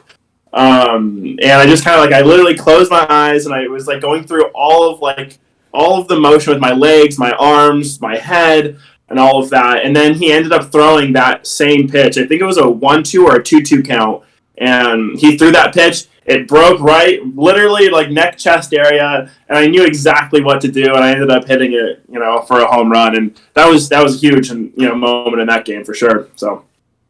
Yeah, if you guys want to go see the video, I believe I have the video of that home run. Go to the LA Wiffles of OC Instagram page. You can go look through the playoff stories. We got that one on video. One of your 2 home runs on the day. The big offensive player of the day. It was much needed because when you hit that home run, you made it a 2-0 game. We ended up winning that first game 2-1. So that was huge for us. Yeah, it was huge, big one. It was amazing. Not very often can you say you envision the exact thing to happen, and it just kind of happened that way. So, shouts out PJ though, threw a hell of a game. So, yeah, extremely tough to hit. Now going to you on the pitching side. I remember you saying I think you said you were struggling to find it a little bit early on. All of a sudden we get to the fifth inning. You walk 3 guys. I come in, make it a 2-1 game, and all of a sudden I'm out of innings. You're in there for the sixth. You're in there for the 6th inning, and if you start struggling, I mean, I'm out of innings. We possibly go to Justin after that. How are you feeling going into that 6th inning? Just holding a 2-1 lead. Well, I mean, I just didn't want Justin to come in. Damn. Oh God! I was good. I was like ready to go too. No, I told you just be ready just in case. No, I think okay. I kind of lost my confidence a little bit in that 5th inning because I knew, and Dylan had told me this plastic pitches the day before. They knew that they couldn't hit you, Steven, and so all they were looking for is for me to come into that game. And so they literally picked a pitch because I throw kind of a faster, straighter fastball, and so they kind of picked that pitch to hit. And so they were waiting for you to come out. They like mentally it was like relieving when I came in, and I kind of took that instead of taking that like I'm gonna go get them. That bulldog mentality. I think I kind of not coward, but I kind of got a little nervous about it because all of a sudden it was like, well, now I have to spot this. Right, I need to throw a perfect fastball every time, or else their lineup's going to hit it. Obviously, were they the best hitting team, second best hitting team? I don't know. They were right up there with the best hitting teams, average, consistency, home runs, all of that. So, yeah, I got a little nervous, and then what happened was I started trying to throw the slider. But I wasn't dropping my elbow enough. So all my sliders were kind of riding up too high. So they just wasn't like a tantalizing pitch for them. And then I had to throw that fastball, and I knew that was the pitch that they were sitting on. And so it was like my confidence versus the strike zone, like I didn't want to throw it. Yeah. But I kind of got lucky. They bailed me out on a couple of pitches in that 5th inning. I think I got 1 out in that 5th inning. Did I get him? Maybe I didn't. I don't even know. But I think going into that 6th inning, I realized it was like instead of being nervous about it, it's like, okay, well, just throw the ball, right? I stopped thinking about where I was locating it because when I was doing that, I was also throwing it slower. If you noticed on the radar, I was throwing probably in like the low to mid 50s.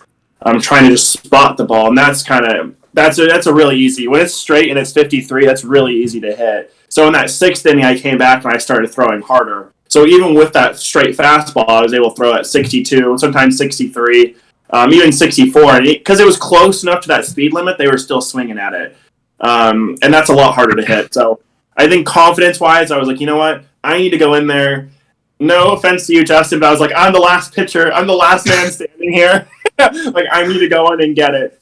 And so I kind of like flipped that switch, and again, we ended up shutting that out. Also helped. I didn't realize that was the last inning until I was like actually out there. I was like so focused on each half inning that I wasn't even paying attention to the aggregate of the game. So that also helped, because if I was preparing the whole time mentally for that last half inning, I would have. Who knows? Who knows? Yeah, exactly. Yeah. You gotta strike out on a pitch of 34 miles an hour. You don't see that too often. I mean, that's the way game 1 ended, with a win for the LA Wiffles of OC 2-1. I have a story for that. Okay, yeah, go for it. It was just a quick one. So it's 3-2. I have a fastball grip. I come set, and then I hear Steven in the background. He's like, "Throw the pitch you're most confident in." And I hadn't thrown a slider. I hadn't thrown a slider all day for a strike, but I knew that was the pitch that I like. This past year, that's one of the pitches I developed, and that was the one that I felt like I could throw for a strike the most when I really needed it. And so I literally flipped on a 3-2 count, game on the line. I flipped from that fastball to that slider grip. And like you said, I threw it, and I knew it was perfect coming out of the hand. But I had been throwing it inside to Bobby that entire game. And so I knew that he was going to take that pitch. And ended up floating in. Literally kind of went towards his hip, and then it just like kind of caressed it, and it went right into that strike zone. Yep. It was an amazing way to end that first game. So anyway. Yeah, it was a big way, because I mean, PJ Gordon's up next to the plate, and we all know what kind of a dangerous hitter he is. I mean, he had a 500 average on the year. Wasn't even at all the games. Who knows what he could have done if he was at every single game. Yeah. Going into game 2 now for you. I pitched the first inning. I gave up a walk to Bobby, and I gave up a 2-run homer to Mitchell Downing. And it looks like those were the first 2 runs I had given up for the whole play. Between the plastic pitches and the Diablos, I gave up some runs versus Brothers of Bash. But so we go after the top first inning. It's 2-0. And then all of a sudden, I get my one base hit of the day, and you step up to the plate again, looking to do some damage, and you get your second home run of the day. I mean, were you kind of envisioning the same thing with that at bat? No, actually, I was playing checkers or chess with him. I figured, because I had hit and I had started fouling off that curveball a little bit more, I thought that he was going to at least try to get ahead with either a slider or a riser. I don't really know. He has like this hybrid slider riser thing. Sometimes it like just kind of is more of a horizontal. Sometimes it kind of goes up. But I knew that it was going to come into my bat path. It was kind of what I was thinking, one of those 2 pitches. So I just sat on that one because I knew that he was going to throw that to try to get ahead, being that I already hit the home run off of that drop ball. So he ended up throwing that, and I mean, for me, that's just easy money, When you know what pitch is going to come and it's going right into your bat path, it wasn't much effort there. Luckily. Yeah, absolutely, and that was huge. I mean, right away, you think Diablo's probably thinking they have to do a hot 2-0 start. They're looking to get more offense. They finally figured, they started scooting closer to the plate, taking away some of those inside pitches. Yep. And then all of a sudden for you to do that, it was huge. Let's skip ahead here to let's skip to the fourth inning. You've got we're up 4-2 at this point. You're pitching. You've got 2 outs. You've just walked Bobby Petty onto first base, and Brandon Miles steps up to the plate. I don't know if it was first or second pitch, but he hit he hit one about as hard as he could to left field. I mean, what were your kind of thoughts when you threw that pitch and when he hit that ball, and then eventually when the person caught it in left field? The person acts like you're not the one that caught it. Honestly, when I threw it, I felt good about the pitch. I honestly thought I got in a little bit on his hands, which I guess I did a little, ever so slightly, but because it's a little bit slower than the traditional fastball, and it's going kind of right into his like bat path as he's hitting it, kind of in the same way I hit the home run. I was a little nervous because this is a big moment in the game. 2 outs. I think there's we have 1 on, and it's runs are premium here. Like it's really hard to score runs. The pitching's great all around. So I not gonna lie. I think I shit my pants for a second there.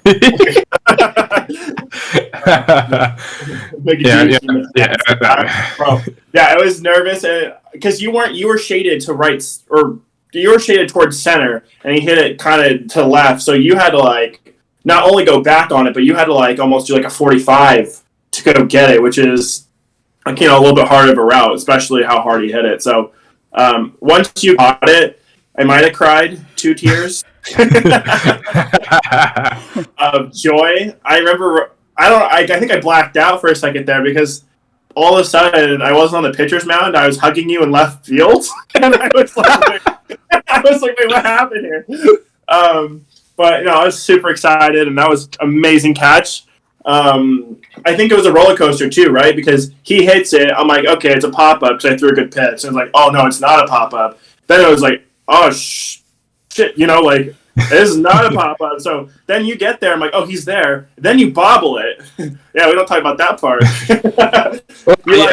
I talked about it a little bit with the first part. I mean, I had my hands like outstretched. I got like a fingertip. I hit it towards me, and then I just brought it into my body. I mean, that's how close it was to me dropping it. Yeah, it was. The roller coaster was just like this the entire play there, but.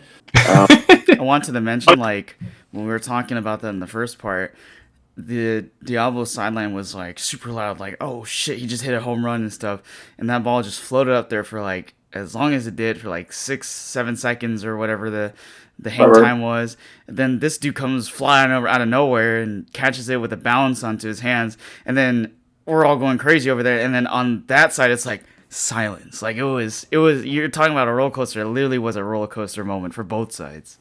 Yeah, it was. I felt like every time they had a little bit of momentum, like they got a huge out or big hit, like we always countered with a big hit of our own or big stop or big strikeout. I think we made sure that the momentum train didn't get away from us. Like we always kept even against the plastic pitches, I feel like we did a really good job of just always answering back. Just taking away some of that forward momentum for the other team. Yeah, absolutely. I mean, as we saw that when we played the Diablos in the regular season, once they get some momentum, it's very hard to stop them. You could give them 6-7 runs in the first inning, they're not giving up that lead. So it was important for us to just keep the game close, just keep it low scoring, and keep it close, and things like that. Did you explain that that the Diablos had beat us 13-2 a few weeks prior? We talked about that. I mean, we talked about how that was easily our worst regular season loss of the year, and even going to the playoffs, that was the team I feared the most, even more than the plastic pitches blue team, and I feared the Diablos were. The worst because I felt like they had. I felt a little more confident versus Dylan and then PJ at the time, with PJ being newer and things like that. And actually, in the fall, and we our team played the plastic pitches blue team in their very first regular season game, and we won. But that was before Dylan and Drake really knew how to pitch, and both of them had sub-4 ERAs this year and were really good for their respective teams and things like that. Going on the next part of the World Series. Next big point. I think would be kind of the end. When I was facing PJ the last bat of the game. You're over off the side. I see you I see you getting ready, starting to record. What were your emotions and stuff as you saw me get that last strike on PJ on the foul ball? I was just nervous the whole time. Every pitch, I kind of felt like I was jumping and I was tightening my hamstrings, But oh man, it's crazy. It's like it was kind of just like a moment of like disbelief, because we weren't picked to win by some people, um, and frankly, we were underdogs. I think, and I think that's okay to say. And I felt like I was just so happy, right? I felt like everyone did something big to produce a big hit, a big walk, a big defensive play. Like everyone did something massive that helped us win, and it wasn't just one or two people carrying. So I don't know. It was amazing. I've played. It was my fourth, fifth season, and I hadn't won a playoff game. I've been to the playoffs two, maybe three times, and we had lost every single time in that wild card game. So just to be able to get past that in the beginning, then beat the number one overall seed, and then get to what you said was probably the worst matchup for us, arguably, and then beat them in 2 games too, right? It wasn't like it was as much of a pound for pound fight as we expected it to be. It was just amazing. I don't know. It was pure elation, and I'm so proud of everybody. It was. I don't know. I'm ready to run it back already. I think we have let's go. As soon as that last pitch ended, I was like, great for the celebration, but I'm ready to roll again. So yeah. That's a nice thing about the summer season. Summer season we start up. It's just a 2-week break. Some teams had already stopped in March, and we kept going until April.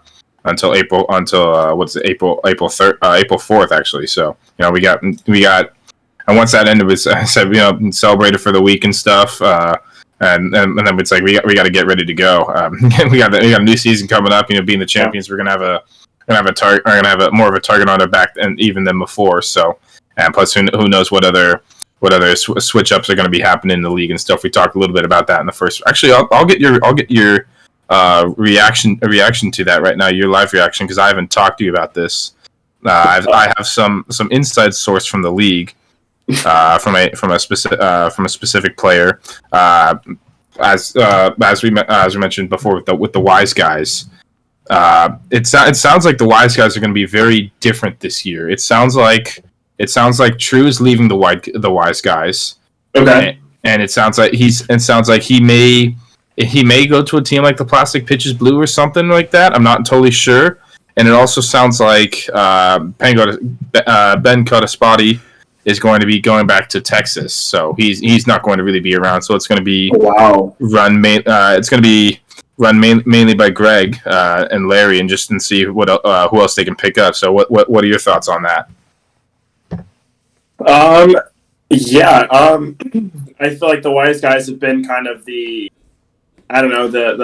premier class of the league since I joined. They're always the top 2-3 seeds, and they're kind of feels like they're always in it. So I don't know. I feel like maybe it's our time. Now they're not around. It's like, well, now we can take their spot maybe. But True is a great player. There's a good chance he's going to win MVP this year. I'm saying it here. I haven't talked to the board. Who knows? But yeah.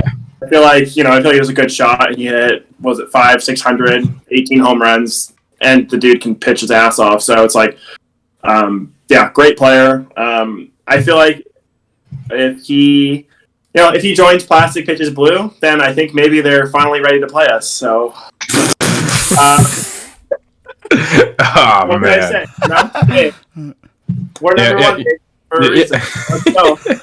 Yeah. The summer season will be interesting. We're not totally sure which team Drew's going to go to, but we're gonna find out pretty shortly once all the teams start signing up and once we get back out there in about 10 days or so.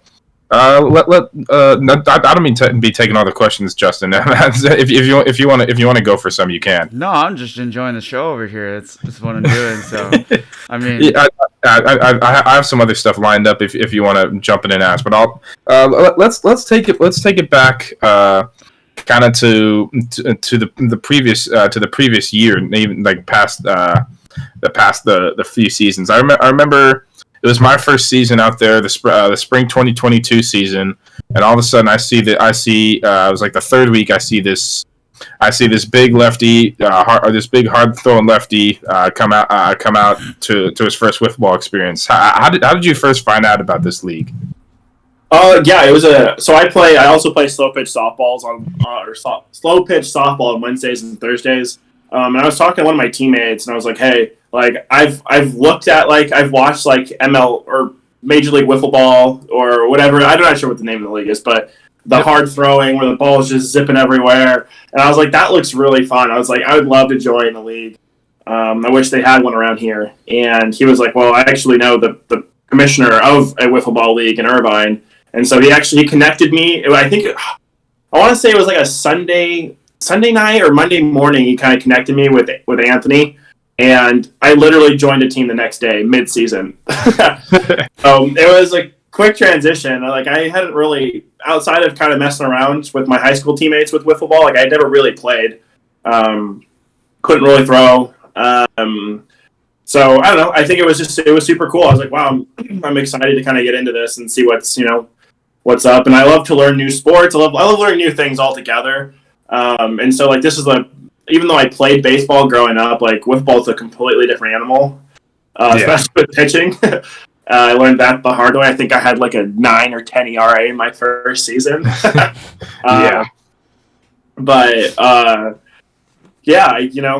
was super fun, and it was just kind of a brand new experience for me. I've never seen anything like that. I've never played in a league like that, and I don't know, kind of my love for it grew, and here we are, the World Series champion, baby.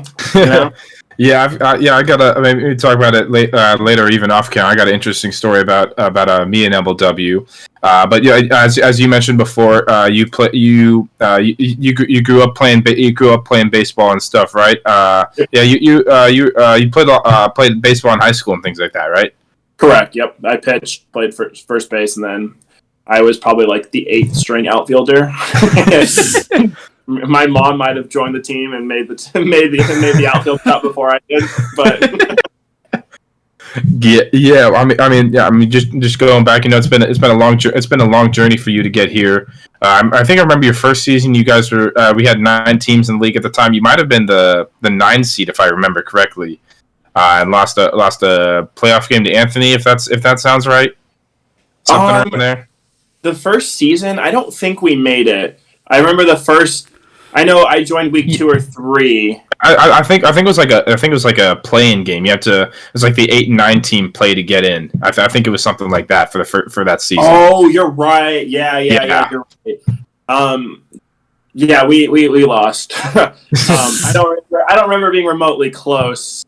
And that's a part of it. Is just due to our team. That was the first season we had played. We didn't really have a lot of pitching, and I didn't know how to pitch really. I could after 2 or 3 weeks, I figured out how to throw a fastball. You throw something a little straight, so at least I could get a strike in if I needed to. But I was also really inconsistent, and I think it was just a learning process. I think that first season we kind of gelled, and then I ended up playing with them for another couple seasons. Exactly. I mean, you guys formed. Once the summer season came around, you guys with you, Ethan, and Harrison, you guys formed one of the best teams in the league. The summer season, you guys were the 3 seed, and then the fall team, the fall season, you guys were still a playoff team and things like that. How did your experience with those teams go? Oh, really well. I liked the progression that I saw. I feel like we all kind of grew together as a team, and so I felt like we got better as a team. The quality of at bats got better. The pitching, I was able to kind of pitch a little bit better as we went. Again, still throwing only a fastball, but I was able to kind of pinpoint that a little bit better. You did win the Cy Young Award that summer too. That was a token of how good it was. Honestly, I think they probably should have given that to True. I think it was True, but he won MVP that season, so he couldn't win 2 awards. Right.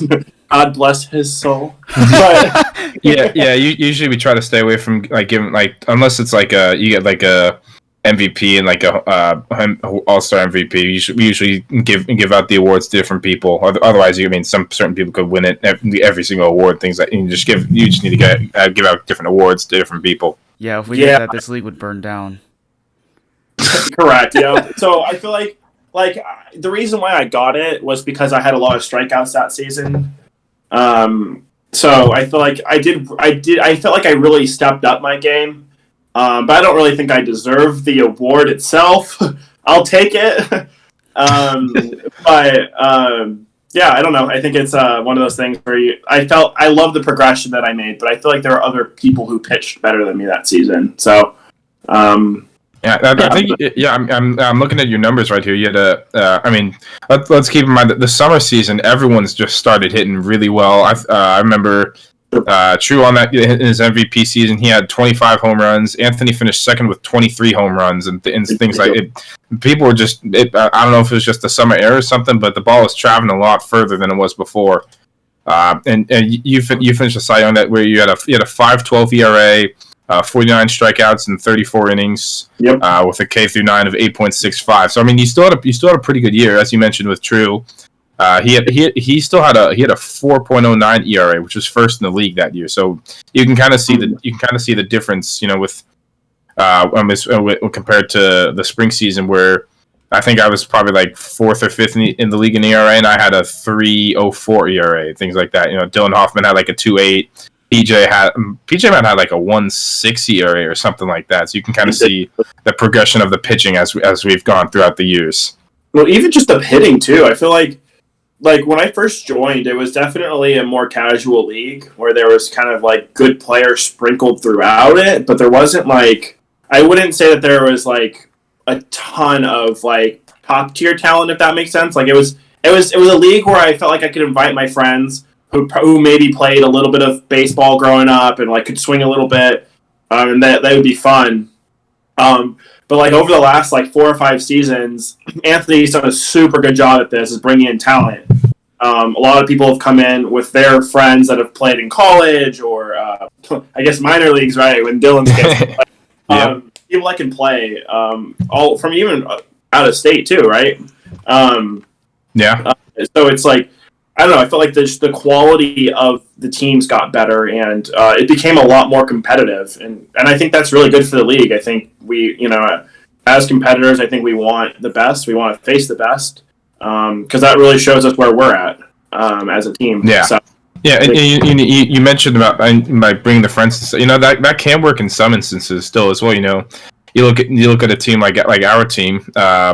I brought in. You played a lot of high school baseball.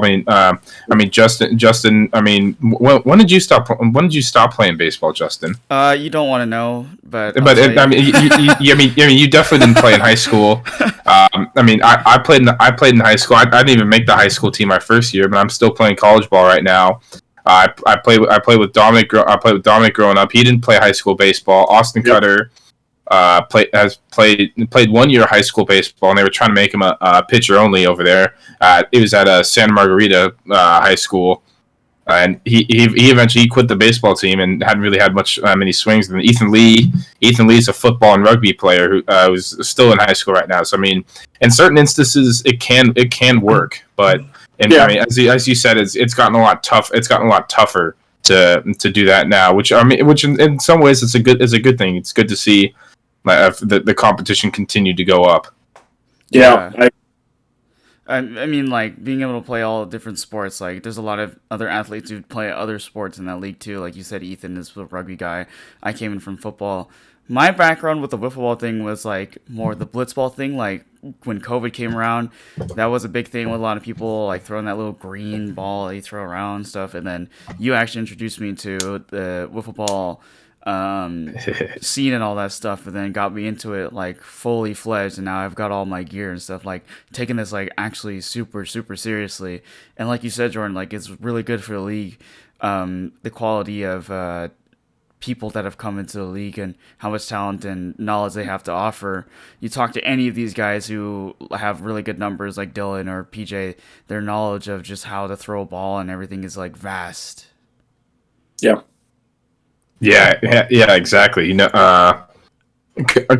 back to the wiffle ball seasons, the fall season, you guys finish as the 6th seed, and you guys lose in a somewhat disappointing fashion to the Wise 19 guys. to 20. I mean the fall season where it was against the Wise. That was the summer season. It was like 21-19. You guys lost in a playoff game. And actually their next play ended up being pretty close. But going to the Wise, when you guys played the Wise guys, I believe you guys got mercied after like 3 or 4 innings. It was actually like a 3-2 ball game for a while, and then once Ethan went into pitch, and things started going downhill. But I can't blame that then, because I came back in and I could not get an out. I think you got taken out after the 4 walk rule and things like that. But after I kind of saw I kind of saw the way that ended, and I reached out and talked to you guys. And first it was a joking matter. Actually, I was like, if you guys want to come join the other Wiffles of OC, because I was in your team meeting afterwards. I kind of joined in. I kind of joined in jokingly and stuff. I was like, hey, we got these jerseys to offer. You know, you can come play with us. And then once everyone kind of left, I kind of went more seriously into like talking. Is like, hey, if you actually want to do this, let me know. We'd love to have you guys around. I mean, I think Justin did good pitching last year. I think the only thing was there were some inconsistencies. He'd have some games, you know, like the last game we played against you. He only gave up. It was a 9-2 game, but he gave up 3 runs in like 2 or 3 innings pitched, and I gave up 6 runs. But then we'd have the days like the beach game last fall where different atmosphere, but it was just a little bit of a struggle for him. So I mean, I think it's just mainly with the inconsistencies with him. I said if we can get one person to have a big to be a really good arm and a really good bat for us, I felt like we had a chance to not only be a playoff team but be a contender as well. So that was kind of my backstory. Does that sound about right to you? To kind of what happened in the offseason, just me kind of reaching out to you and things like that. Yeah, I was on my way out of off the field, and you caught me right outside the gate. Yep. You're gonna let me leave before giving your little elevator pitch to me about why I should join the team. But yeah, that was kind of how it went. It was like, hey, like, you know, you're a good player.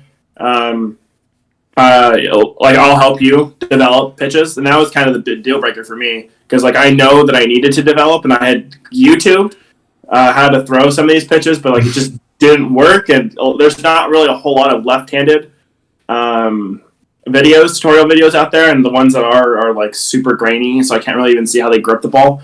So you were like, hey, I'll help you develop a pitch or two. We'll actually get you into a spot where you can pitch and not just throw. I faced you guys a week or two before that. I knocked you out of the playoffs. Sorry.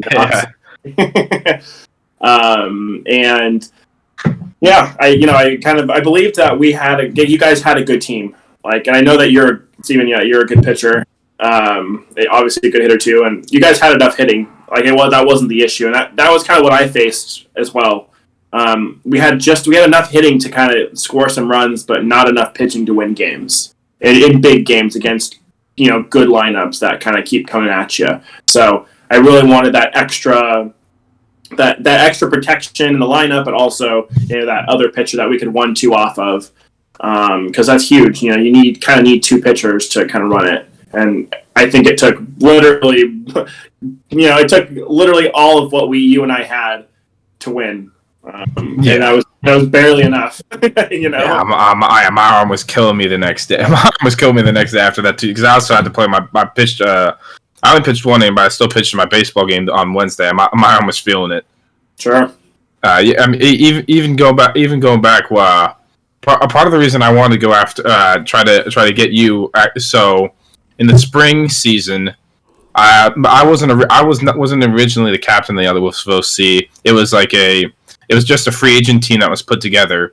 And after that spring season, we had a good spring season, but afterwards, it was Min told me, hey, I don't really want to be the captain here. If you could do it, that would be great. So I said, okay, sure, why not? One of the things I should have done, and I regretted, not probably the biggest regret I've had in wiffle ball, I identified, okay, let's either go after Jordan or Ethan. I wanted to try to go after one of you two, especially as a bat. I felt like you guys could be huge there, because before our team had players like Darren and Joe Harkey, who won the spring 2022 MVP, who could pitch and things like that. So I could still pitch 4 innings, so we could get away with the other 2 innings and still be able to hit and stuff. But that was one of my biggest regrets, was not reaching out to one of you, either you or Ethan, to try to get you guys on my team before. So when you guys lost that last playoff game, I said I'm not missing out on this chance again. I'm making sure. This fall, my main goal was to try to go after you, see if I can potentially get you onto the team and things like that, because I didn't see a whole lot of other available pitchers out there, especially good pitchers that were looking to possibly switch teams. I like that you went after me at my lowest point. You knew yes, I was so down losing. It was either when you guys were in last place or when you guys just got mercy. Yeah, you guys were like, well, now that you guys sucked enough to not make it to the next round, here's my gift to you. It was like, well, you put that on a silver platter when I'm like depressed as fuck. You know? That's so stupid. Oh gosh, it's the best way to do it. It was, right? Broke me in while I'm low. It's like when a very high level contracted player like plays so good for so many years and then has a couple of bad seasons, and that value goes a little bit down. You're like, oh, I can sign you for a $1 million contract, and then balls out the rest of the time being. Yeah. It's that psychopath mentality I got here. Nice. Lack of empathy. You didn't even say sorry that we lost. You were just like, hey, you lost. You lost. You guys said that. You guys said that enough. I mean, that's what I mean, you guys knocked us out of the playoffs. So it was like, maybe I don't have to be too sorry here. You weren't sorry at all. You were like, you took advantage of me. I think it's paid off though. I think after this season it's paid off. Yeah, the long road to recovery from the abuse, but a world championship or World Series plaque does kind of ease the burden of the abuse. Absolutely. Look, once you decided, we talked a bunch. We even met a couple times to work on some different pitches and things like that. When you decided to join us, did you feel like any more? Did you feel, actually, I was curious on this. Did you feel more or less pressure, like on your team, like on having us do well, like once you joined our team? At first, I kind of felt less, because I was like, well, the talent we have. I felt like this team had more kind of raw talent, so I was like, well, I feel like we're gonna win some games. But then when, I think it was like the week before the season started, Anthony posted on the social media and said that we were the most improved team. He gave us the most improved team of the, the award was all on the off season. Yeah. And I was like, at that point, I was like, oh, like, oh shoot, like, because people saw that, right? People because they knew like that talent was leaving, and that like now we were going to be a team that like you can't just bring your C team to, or your C game to, right?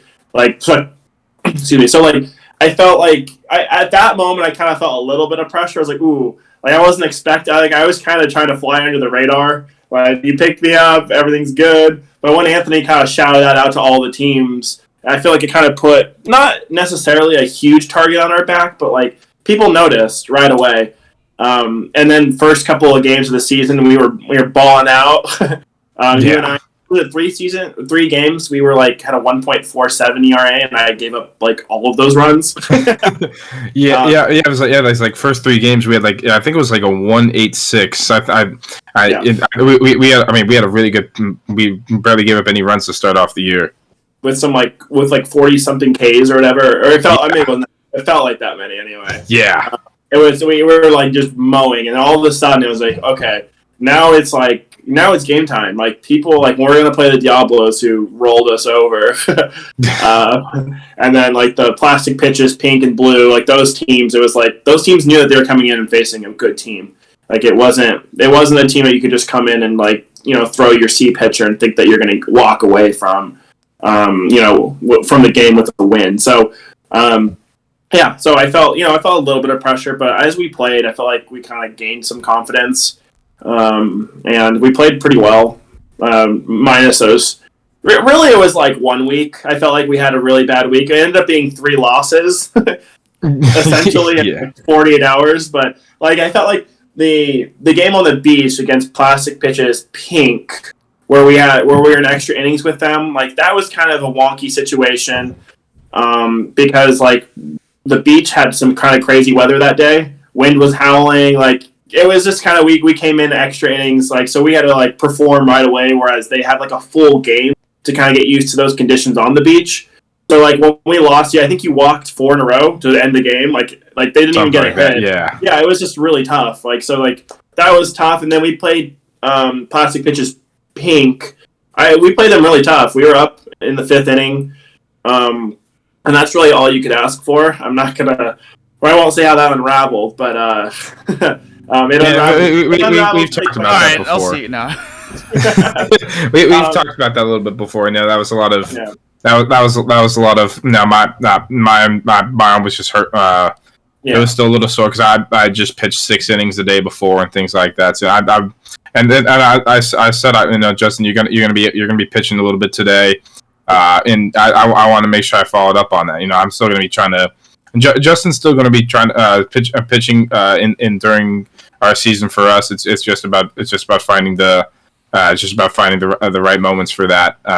And then I mean maybe it wasn't the smartest decision in that moment, but I think there were other moments where I should have put in Justin to pitch this year. Totally that I'm sorry for. But I thought that game, all jokes aside, I felt like that game was pretty competitive until the end, and we lost by 4 runs, maybe 5. But like against Dylan's team, like that was pretty good. You could hang your hat on that one. It was tough, but we were winning. And then really the only real bad game we had was that very next Tuesday against the Diablos, and that kind of set us up for that vengeance tour that we had against them in the World Series. So that I think Justin said this. I think I don't know, a couple weeks ago. It was like, well, I hope we face them again. He said that to me, and then when we got to the point where we faced them, it was like, well, here it is, right? Like, it couldn't be scripted any better. So it was like, we didn't really have our best game, physically, mentally, emotionally. Like we were just exhausted from all that playing, and I think that having that valley in the middle of the season where it was like, okay, well, we were humbled, but like we're okay. We're still a good team. We're going to come out of this. I think that really kind of like, I guess that kind of boosted us a little bit into those final weeks where we played really well, and I went into the playoff with a lot of momentum and really good attitudes, and I felt like that really helped us kind of win it. For the biggest part of that season, like I think it was in terms of adversity needed to happen to lose to like teams like the Plastic Pitches and the Diablos for all of us to kind of rally together, because a lot of us were definitely hanging our heads low. There was a lot of frustration in some of those games too, but being able to get through that adversity and coming together and unifying for one big thing, which was the World Series. Like you saw, and you mentioned it before, like in the World Series, like everybody contributed. We had Austin Cutter got a hit. Dominic had like a really clutch home run in Game 2 of the championship game. Yep. His bat was live the entire season. Ethan had hits when he needed it. And then for me, like I was struggling in the batter's box for at least like 3 weeks in a row, and then finally came out. At least got some good hits that came in a pivotal position, but it really came down to you guys showing up and flipping that switch on, and we definitely needed that moment in the regular season to like turn things around in our favor. Yeah, I feel like had we not faced that adversity in that, I felt like we would have lost 1 game going in. I feel like our confidence would have been higher than our skill. And I felt like we probably would have been humbled a little more quickly. But like because we had come in, we'd already been beat by these teams. It was like, okay, well now we're playing with like a chip on our shoulder, right? It's like, okay, well you got us the first time, but now it's our turn, right? And I kind of felt like we came in with much more focused, and ready to go. That was awesome. Everyone was locked in. Yeah, absolutely. I mean, you look at I mean, not to call him out too much. I mean, you talked about, we had to face that adversity through the middle of the season, then at the end of the season.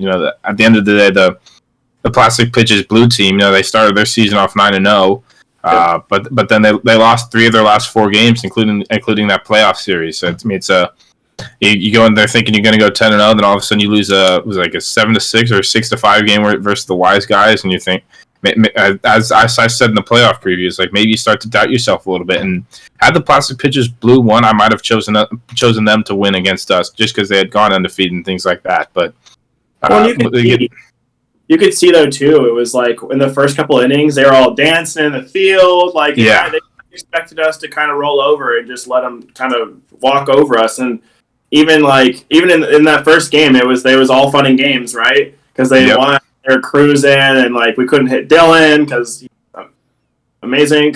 Yeah. And it was just kind of like you felt as soon as like we kind of struck back, and I was like, okay, no, we're taking this back, right? You could feel, although I think it was a really good playoff environment, they were really cool and fun to play with. Still, like you could feel that energy shift where now it was like, oh shit, like we're like it's no longer like she's not gonna strike us out every time, right? Like we were starting to get better hits. We scored some runs. Like we had that 4-0 game against the second game, right? We hit, was it Hayden? Shaden. No, I'm Hayden. You're Hayden. Without the S. And so like as we started kind of building that momentum, you could tell that they went from dancing, like almost like Savannah Banana style before the pitch was thrown, to now they were kind of like locked in and focused. But at that point, I feel like we were already ahead of them in that focus game a little bit. And when game 3 happened, then they started pressing, right? Because their offense just really didn't show up at all in those first 2 games, even though they beat us. I felt like we were more loose and we kind of felt like we could do it, whereas they were like they were kind of in that like panic mode, like we really need to get our stuff together. Like we need to start having good at bats. Whereas we were from the beginning, like, okay, well, we need to have that focus and that intensity from the first pitch. So I feel like that was a big difference in the way that we approached the 2 games. Well, I want to give them like credit where credit's due, because like that first game, it did seem like you and I were talking, like they looked like they were outplaying us the entire time. Dylan was having fun, dialing up on the strike zone, and then you saw Munoz, like after Steven hit that home run to right field, he's like on the ground. We even talked about it in the first part. On the ground, rolls to left field, then this thing gets hit, and he runs to right field and makes like the most miraculous catch you've ever seen, like diving with one hand under his belly. And I looked at you and I was like, we're both like thinking like, oh crap, this is not great. And then it came around, like Dominic hit that home run, like got it started. I mean, I didn't want to say it was a big factor, but like Dylan going out for that home run and landing on his shoulder the wrong way, and like how it kind of unfolded, like seemed like he was in a lot of distress and pain throughout the rest of the game, but he seemed like he still had it in him. And then the last game, it just seemed like everything like flipped around, like it was like this thing, the energy got like super like dialed in. It was like whoa, this is a real playoff game. This is what it should feel like. Yeah. No, I agree. No, I give them credit. They played a hell of a series too. I just kind of felt like at first they kind of came in expecting us to roll over, because like I feel like we were the underdogs going into that, and I felt like we kind of used that as motivation to play our asses off, and I think that paid off. So again, no, not dissing Plastic Pitches Blue. They were the number 1 seed for a reason. They did what they needed to do all season. So I think in the offseason too, like you mentioned, like Anthony calling us out for being the most improved squad in the offseason with adding you. Like they also added Shaden, which was also big too, because like you had Dylan Hoffman, who was the MVP, and then Shaden has always been like a hot bat in the league for every single season that he's been here. And then they add those two. We're like, oh shoot, this is the super team that just got created. And then like the entire season seemed like that. So like Shaden hitting 18 home runs, tying with his brother True on the other side with the Wise guys, and then coming into that game, we're like this is a pretty loaded squad no matter how you approach them. Either way, the first game definitely felt like that, and then the last 2, it just felt like things turned around. Like finally, it's like started to click that our team was the team that wanted to build that structure, build that big like image, like, hey, we put this together to get through towards a dream that we're trying to make come true, and it came true all the way through. Yeah, Steve and I, we called before the playoff games. I called him a couple of times so we could like strategize about how we were going to approach certain hitters, and that was also big too because we had laid that foundation of how we wanted to approach. Like Dylan was one of them, PJ was one of them. So like some of these hitters that we knew that we were going to face, we kind of talked about how we wanted to approach them, and like specifically PJ, this is a good example. Like when I walked the bases loaded, Steven came in and he didn't give PJ a pitch to hit, and that was by design. I mean, he might have been finding the first couple of pitches, but I know like the last two, he would like for us. We were like, no, it doesn't really matter what the count is, who's on base. It's like we didn't want PJ to beat us because we know that he can hit the cover off the ball. So we were. Like, we had talked about that. So when he had thrown the ball 3 and ball 4 to walk him, we were like, I knew that Steven had control of that situation because we had talked about doing that. Like, there was no situation in which we were going to give PJ the chance to beat us. And with bases loaded, nobody out, like, that was the moment, right? Where it's really easy to try to go after him and try to be, like, the big dog and, like, right? But it was like, no, we stuck to an approach that we had talked about.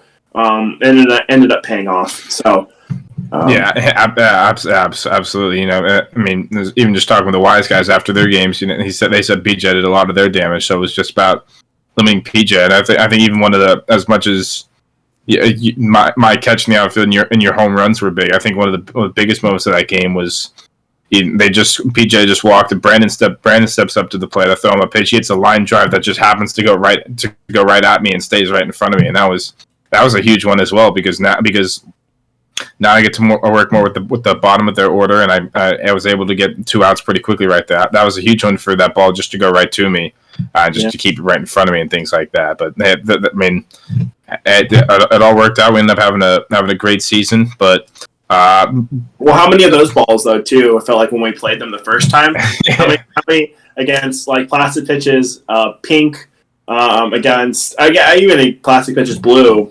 Yeah. How many hits did we have that were right back to the pitcher, or right to the fielder, where it's like ridiculous stops? It was like that happened to us so many times in our losses. So kind of felt like the wiffle ball gods evened it out a little bit. They're like, all right, well, we'll give you a couple. They happen to be huge in the moments that they were in, but absolutely, I want to give a shout out to Sergio on the Plastic Pitches Pink team for. Dear Lord, you just fucking vacuum, dude. Ridiculous. Like he was just like pop, pop, pop, pop. Ridiculous.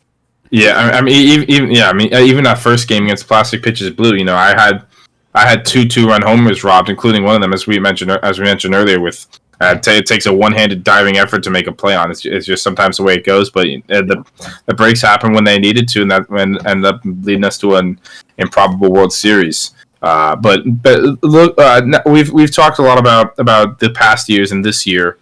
But how are you looking to get better for this next summer season? With the I assume you're going to be with the LA Wiffles, correct? Well, Dylan, you owe me dinner, dude. That's all I'm going to say. There's been no official word otherwise. So, next question. But how are you looking to get to improve and get better, whether it be hitting or pitching or anything like that for the next summer season coming up here? Well, I feel like since we're the World Series champions, I'm just gonna sit on my hands. Because, like, honestly, I feel like the competition needs to kind of rise. Oh no! Great. You know, so yeah, like we're the team to beat. So I mean, you wouldn't want to like develop new skills because then we would be unstoppable and that would be no fun, right? So we want a friendly, healthy, competitive competition. Oh no! People are gonna play this back if we lose in a playoff game. They're gonna be playing this back and playing it to you, Jordan, and be like, "See, this was your downfall right here." I see. Yeah, I'm getting too cocky. No, I'm just kidding. That's not. Yeah, let's go 3-peat. Well, you got a two-peat first. Look, we got one in a row. All right. So. We're the first time winners in a long time. You know, the wise guys have two, and unfortunately not around anymore. The Trailer Park Boys have two, so we're the 13 to put us in it. Dynasty start with at least with the win, right? So, to answer your question, somewhat less facetiously, I think what would take me. Well, there's two things. One on the hitting side, and one on the pitching side. I feel like. Okay, we'll start with the hitting because I feel like for that one is pitch recognition. Sometimes when I get in these bigger moments, I tend to just swing. Like I see a pitch kind of come up and I pick a somewhat of a location, but like if I see it up, I'm swinging regardless of whatever the pitch is. So I think kind of this is what Barry Bonds used to do, and I'm not going to equate myself to Barry Bonds at all, but he used to pick a pitch and a location, and he wouldn't swing unless he had two strikes. If that pitch had to be in that specific location, and if he didn't see it there or it wasn't close to that, even if it was a fastball down the middle, he wouldn't swing, and that's what allowed him to kind of lock in and hit as many home runs and be as great of a hitter as he was. And so, like on the hitting side, I want to emulate that a little bit. Where once you kind of know a pitcher's arsenal, it's like be able to pick a pitch in a location that I think he's going to throw it in and just kind of wait until he throws that pitch. Unless it's like a really juicy pitch, then I'm gonna try to swing. But like for the most part, I think sometimes like I get too swing happy, and I'm not really picking a location or a pitch. I'm just looking for something in my bat zone, and I feel like that sometimes allows me to kind of get too far ahead of myself. And that's not good, especially since we don't have fouls, right? Like once with two strikes, you kind of have to put it in play. So it kind of limits it should limit my aggressiveness, especially in big moments, and sometimes it doesn't. So I would say that's on the hitting side. On the pitching side, I need to figure out how to throw a drop ball, some sort of drop ball. And I feel like the biggest reason that other teams were waiting for you, Steven, to kind of get out of the game was because I don't have a true drop ball. I have this kind of like loopier curveball, which I think is really effective, given that it's on the same plane as my fastball, but it's like 10 miles an hour slower, give or take. But it doesn't really drop a whole lot. It more kind of just like bends, maybe drops a few inches. But like having like a legit drop ball, I think would take me to the next level. Because I have the fastball, I have a really good slider. My riser is kind of shaky. It depends on the day. But I can kind of get one of those in there. And then, something that just kind of has that sharp drop. Something similar to what like PJ throws, or you kind of have one. It's a little less dramatic, but it kind of drops like that. So something like that where it has a kind of a sharp drop gives the batter something else to think about. Uh-oh. Oh, man, he muted himself. Yeah. Mute. Technical difficulties. Oh, my mic accidentally muted. My bad. There we go. There he is. And final question that I have, at least. What are your kind of expectations for this season for the LA Wiffles? Man, well, I mean, it depends on whether or not I'm there. But I'm just kidding. But no, I think. Well, I feel like Dom, that was his first year, right? First season playing. Was it Austin's first season playing? No. That was his second. He was he was there in the fall. It was Ethan's first season playing then. Mm-hmm. Yep. Like full season. Okay. So like I feel like kind of in similar ways, I feel like that with my old teams, I feel like we kind of grew together.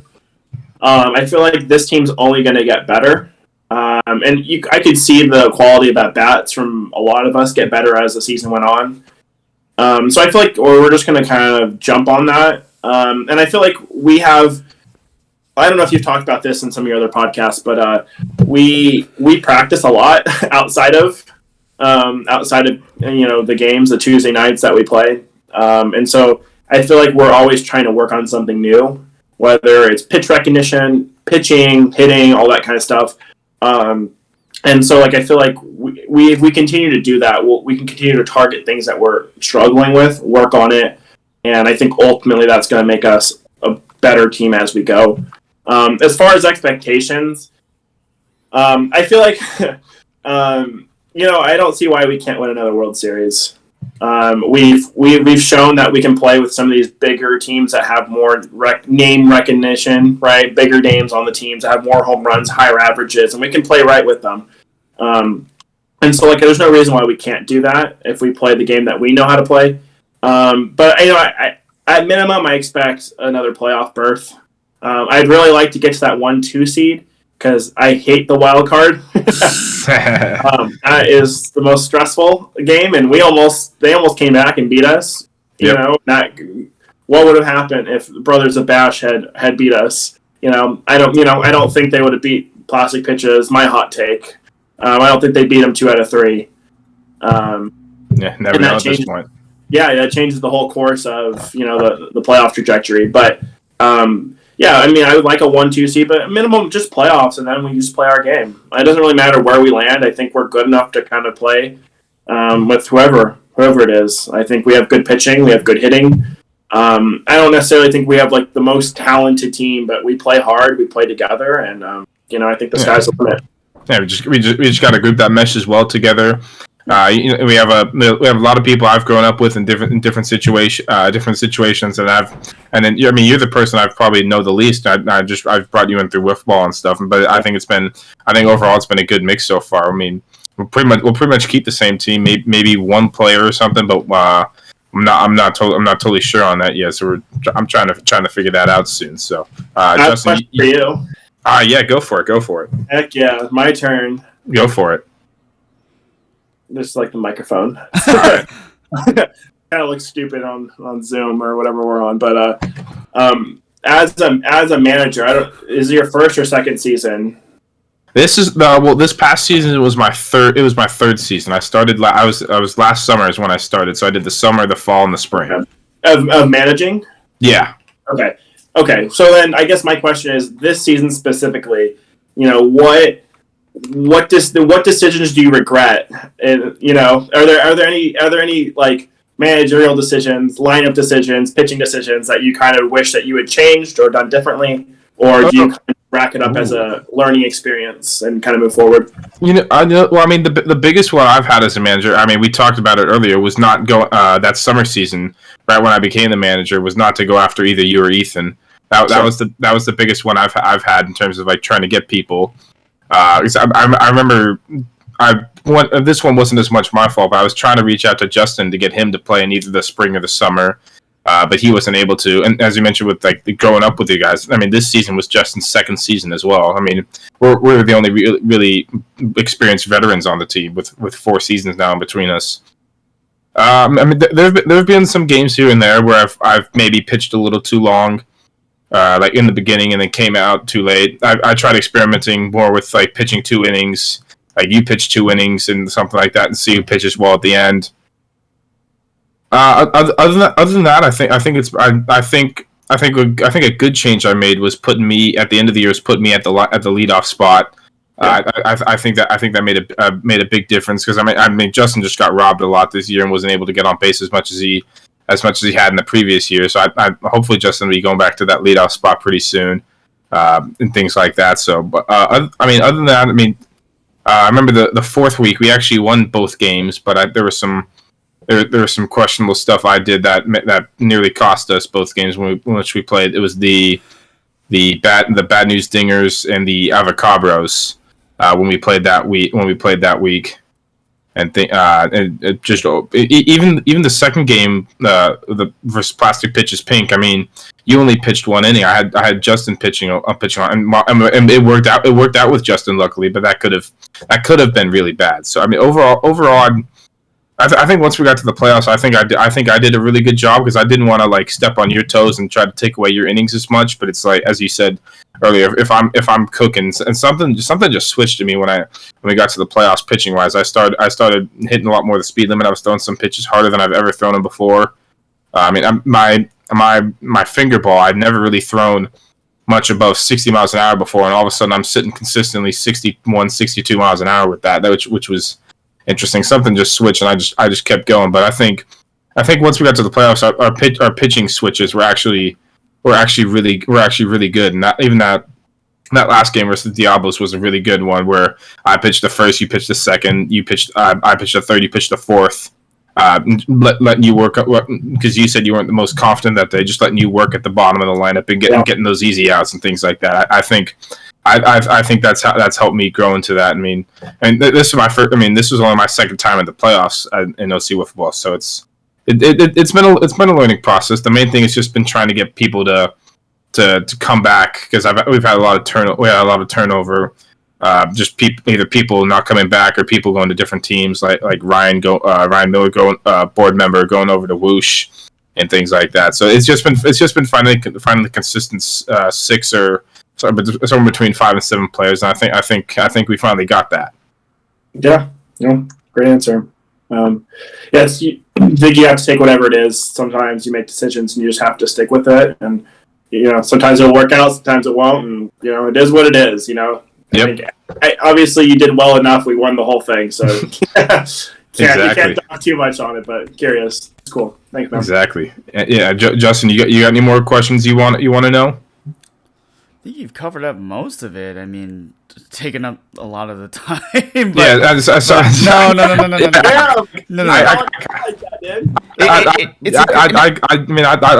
Yeah, it was one of those. I had some inside stuff that maybe you didn't know about as much or things like that. But I mean, it was one of those. I just got on a roll and just kept going. So my bad for that. No. I think it's good for our audience to be able to see that because you guys are one of the players or veteran players that have been in this league for a long time. So you guys have a lot of insight of how this league started and how it grew and all that stuff. I think my one question I'd ask you to Jordan is that you mentioned earlier in the show that you talked about being able to join this league. You said I can invite my friends and have fun and play that stuff. It's getting more competitive as it is now, and we've discussed in the show always a possibility of having Division 1, Division 2 type of thing like that. Do you see that kind of happening at some point? If the league decides to. Now, there's 2 ways we can approach this. We can have 2 different divisions where it's split up between teams evenly with players, or we can have the Division 1, Division 2. Division 2 being teams who are less experienced, players who are trying to understand how to play the game, and the speed limit may be under 60, 61, somewhere around there, less than 63 and above or something like that. What are your feelings like? What do you think about if that were a thing? And for us, if it's a possibility for us to split into 2 teams, we could even have a developmental team, and we could have the team which is obviously our guys. Yeah, but, essentially like that. Yeah, great question. Yeah, I think that would help balance the scales a little bit because I feel like there's teams or even players on specific teams that are a little overmatched. Or maybe not even looking for it to be that competitive. They just want a casual Tuesday night, where they can kind of, get a ball lobbed to them and they, whatever, you play. I play softball Wednesdays and we're not really that good, but we're drinking beer in the dugout, we're having music playing, it's super fun and casual, and that's kind of what the vibe is, and that's fun. And I think if we had that second division, I think it would allow for a little bit more of a casual vibe in that way, where you could just kind of come hang out with your friends and, I guess you can't drink, that's an official policy, but, yeah. Official policy, but, we'll be doing that at the party, but you come hang out with buddies and just kind of hang out, and we could form more teams that just kind of want to hang out and just have a casual experience, and they don't have to worry about facing Steven or PJ or Dylan, right? It's just really hard, tough to do, and then if you're not in a mindset where you want to come out and just compete and grind it, facing those kind of pitchers just isn't that fun.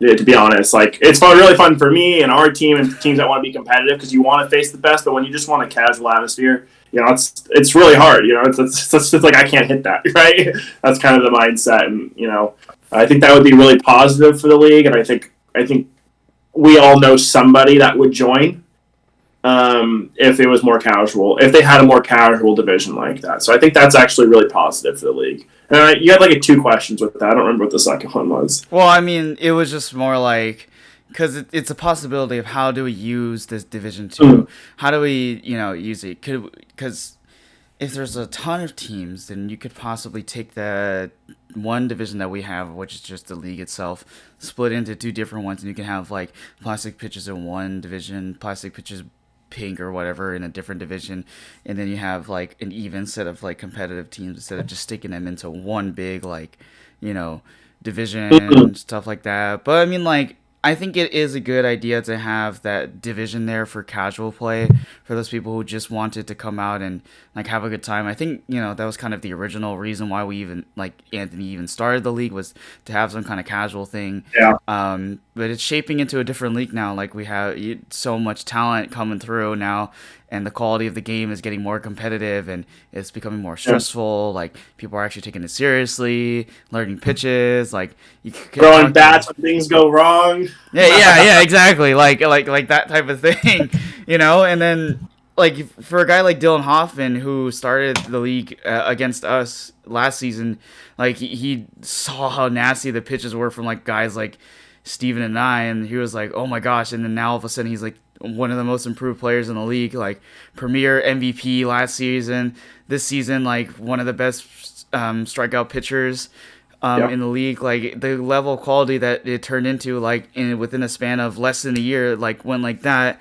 So and it's different for a lot of other people who don't have a background in baseball. So it's like, for those guys, there's always the opportunity to like give them a chance to like build up towards being an elite player. In that sense. So you can learn in a casual. I feel like in a casual league, you can learn the basics and get good at it, and then like I don't think you're stuck. You or your team has to be stuck at the lower division, right? You can learn the ropes, because some teams come up, right, first season teams, and they just get blown out every game. Right, and it's tough. It's tough as a team. You're like, wow, this is. And we had one team kind of not come back because of it. And some teams, it's hard. It's like, but if they go down, they learn the basics, they get good at it for a season. They could easily kind of build their way up to like a more competitive division. And I'm not as in favor of splitting the teams into 2 divisions that are like splitting the competitive teams. Like, I think I'm more in favor of stacking the competitive teams into one, and that's just you face tough talent every week, and I think that's what I think that would be most fun for the really competitive people. Yeah, because like it's that's how I would like it. Obviously, like maybe not everyone feels that way, but like I don't know. I feel like if you had the plastic pitches, you had us, you had the wise guys, you had. Avocabros are actually pretty good. I feel like their record didn't really show how much talent they had, but like some of those teams, you have them all, and you face each one of them twice. That's hard. Yeah. That's a grind, and that's fun. Like you don't get the 29-0 games or 29-4, right? You're not gonna get as many of these lopsided scores when there's just the talent's more condensed like that. And I think that's personally what I would like to see, because I want to face the best. That's going to push me to be better. And I think it's just more fun the more competitive it is. I'm a very competitive individual, so I think that's how I envision or what I would like to see happen. But I'm not El Prez, so I'm just a casual observer and player. So I think from what we've heard, I think that your idea is kind of the way it might be going towards. It kind of see.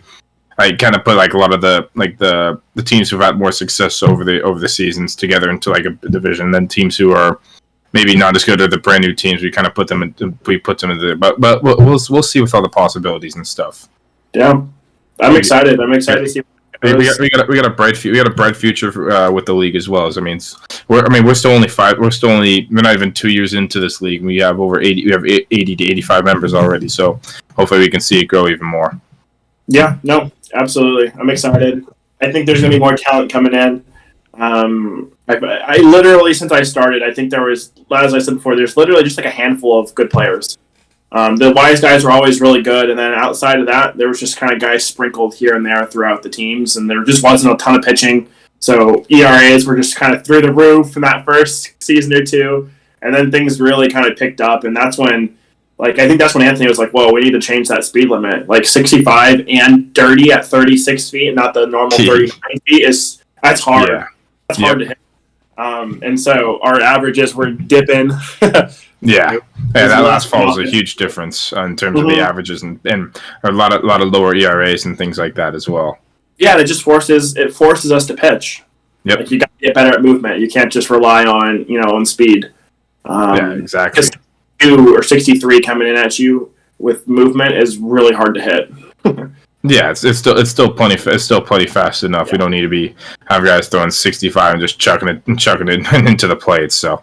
That's me. So I'm always a higher speed limit. I love to throw it as hard as I can. I think the fastest I hit on the gun was it 87? Probably somewhere around there. Yeah. Yeah. Was that in my head in the All-Star game? Yeah. I tried to throw it as hard as I could. I just geared up and just let it go. I didn't really care where it went. It was a good pitch, right in my face. Good thing I dodged it, though. I came up with the curveball after that. Tried to throw it at 55, so I'm from 85 to 53, 54. Let's throw everybody off, yeah. It's a great I actually did that a lot in the season. I would throw, with 2 strikes, I'd throw it, I'm probably exposing myself here, but I'd throw it 75 to 80. And sometimes I'd hit the board. I love the sound of that popping off, the cardboard. And then they would look, they wouldn't swing, it'd freeze them. And then I'd come in 1-2, 2-2 with that curveball at 50, whatever it was. And that was a really effective strategy.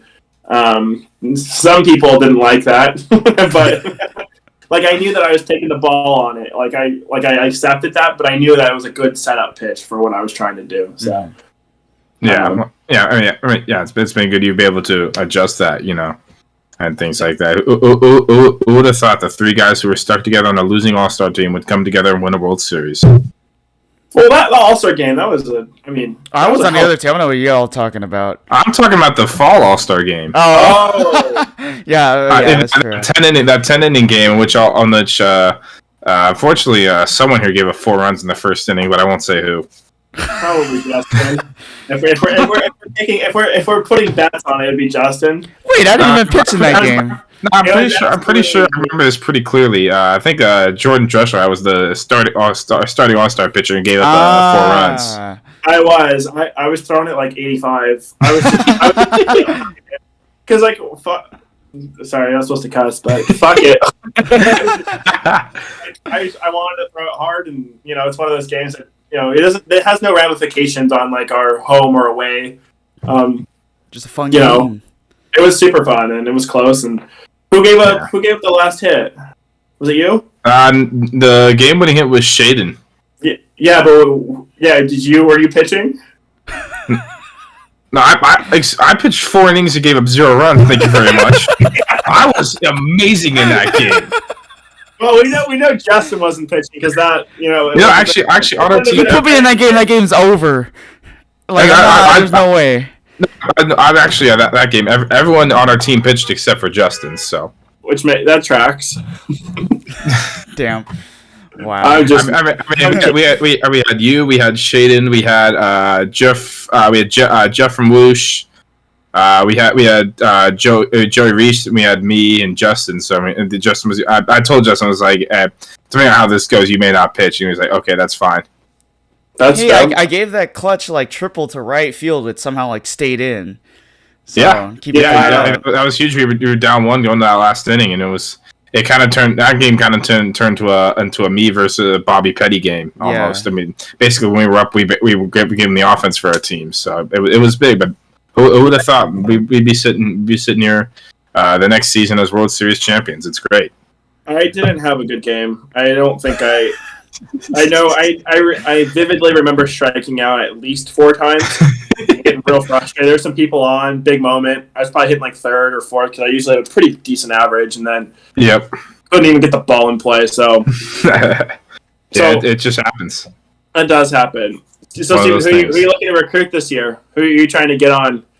I'm trying to keep everyone together, man. I might have, depending on if we form the second team, I have one guy who subbed in for us previously, who I may add. But other than that, I'm looking to keep the same roster and see if we can, because a lot of people I'm friends with outside of Wiffball as well. So I'm looking to try to keep it together.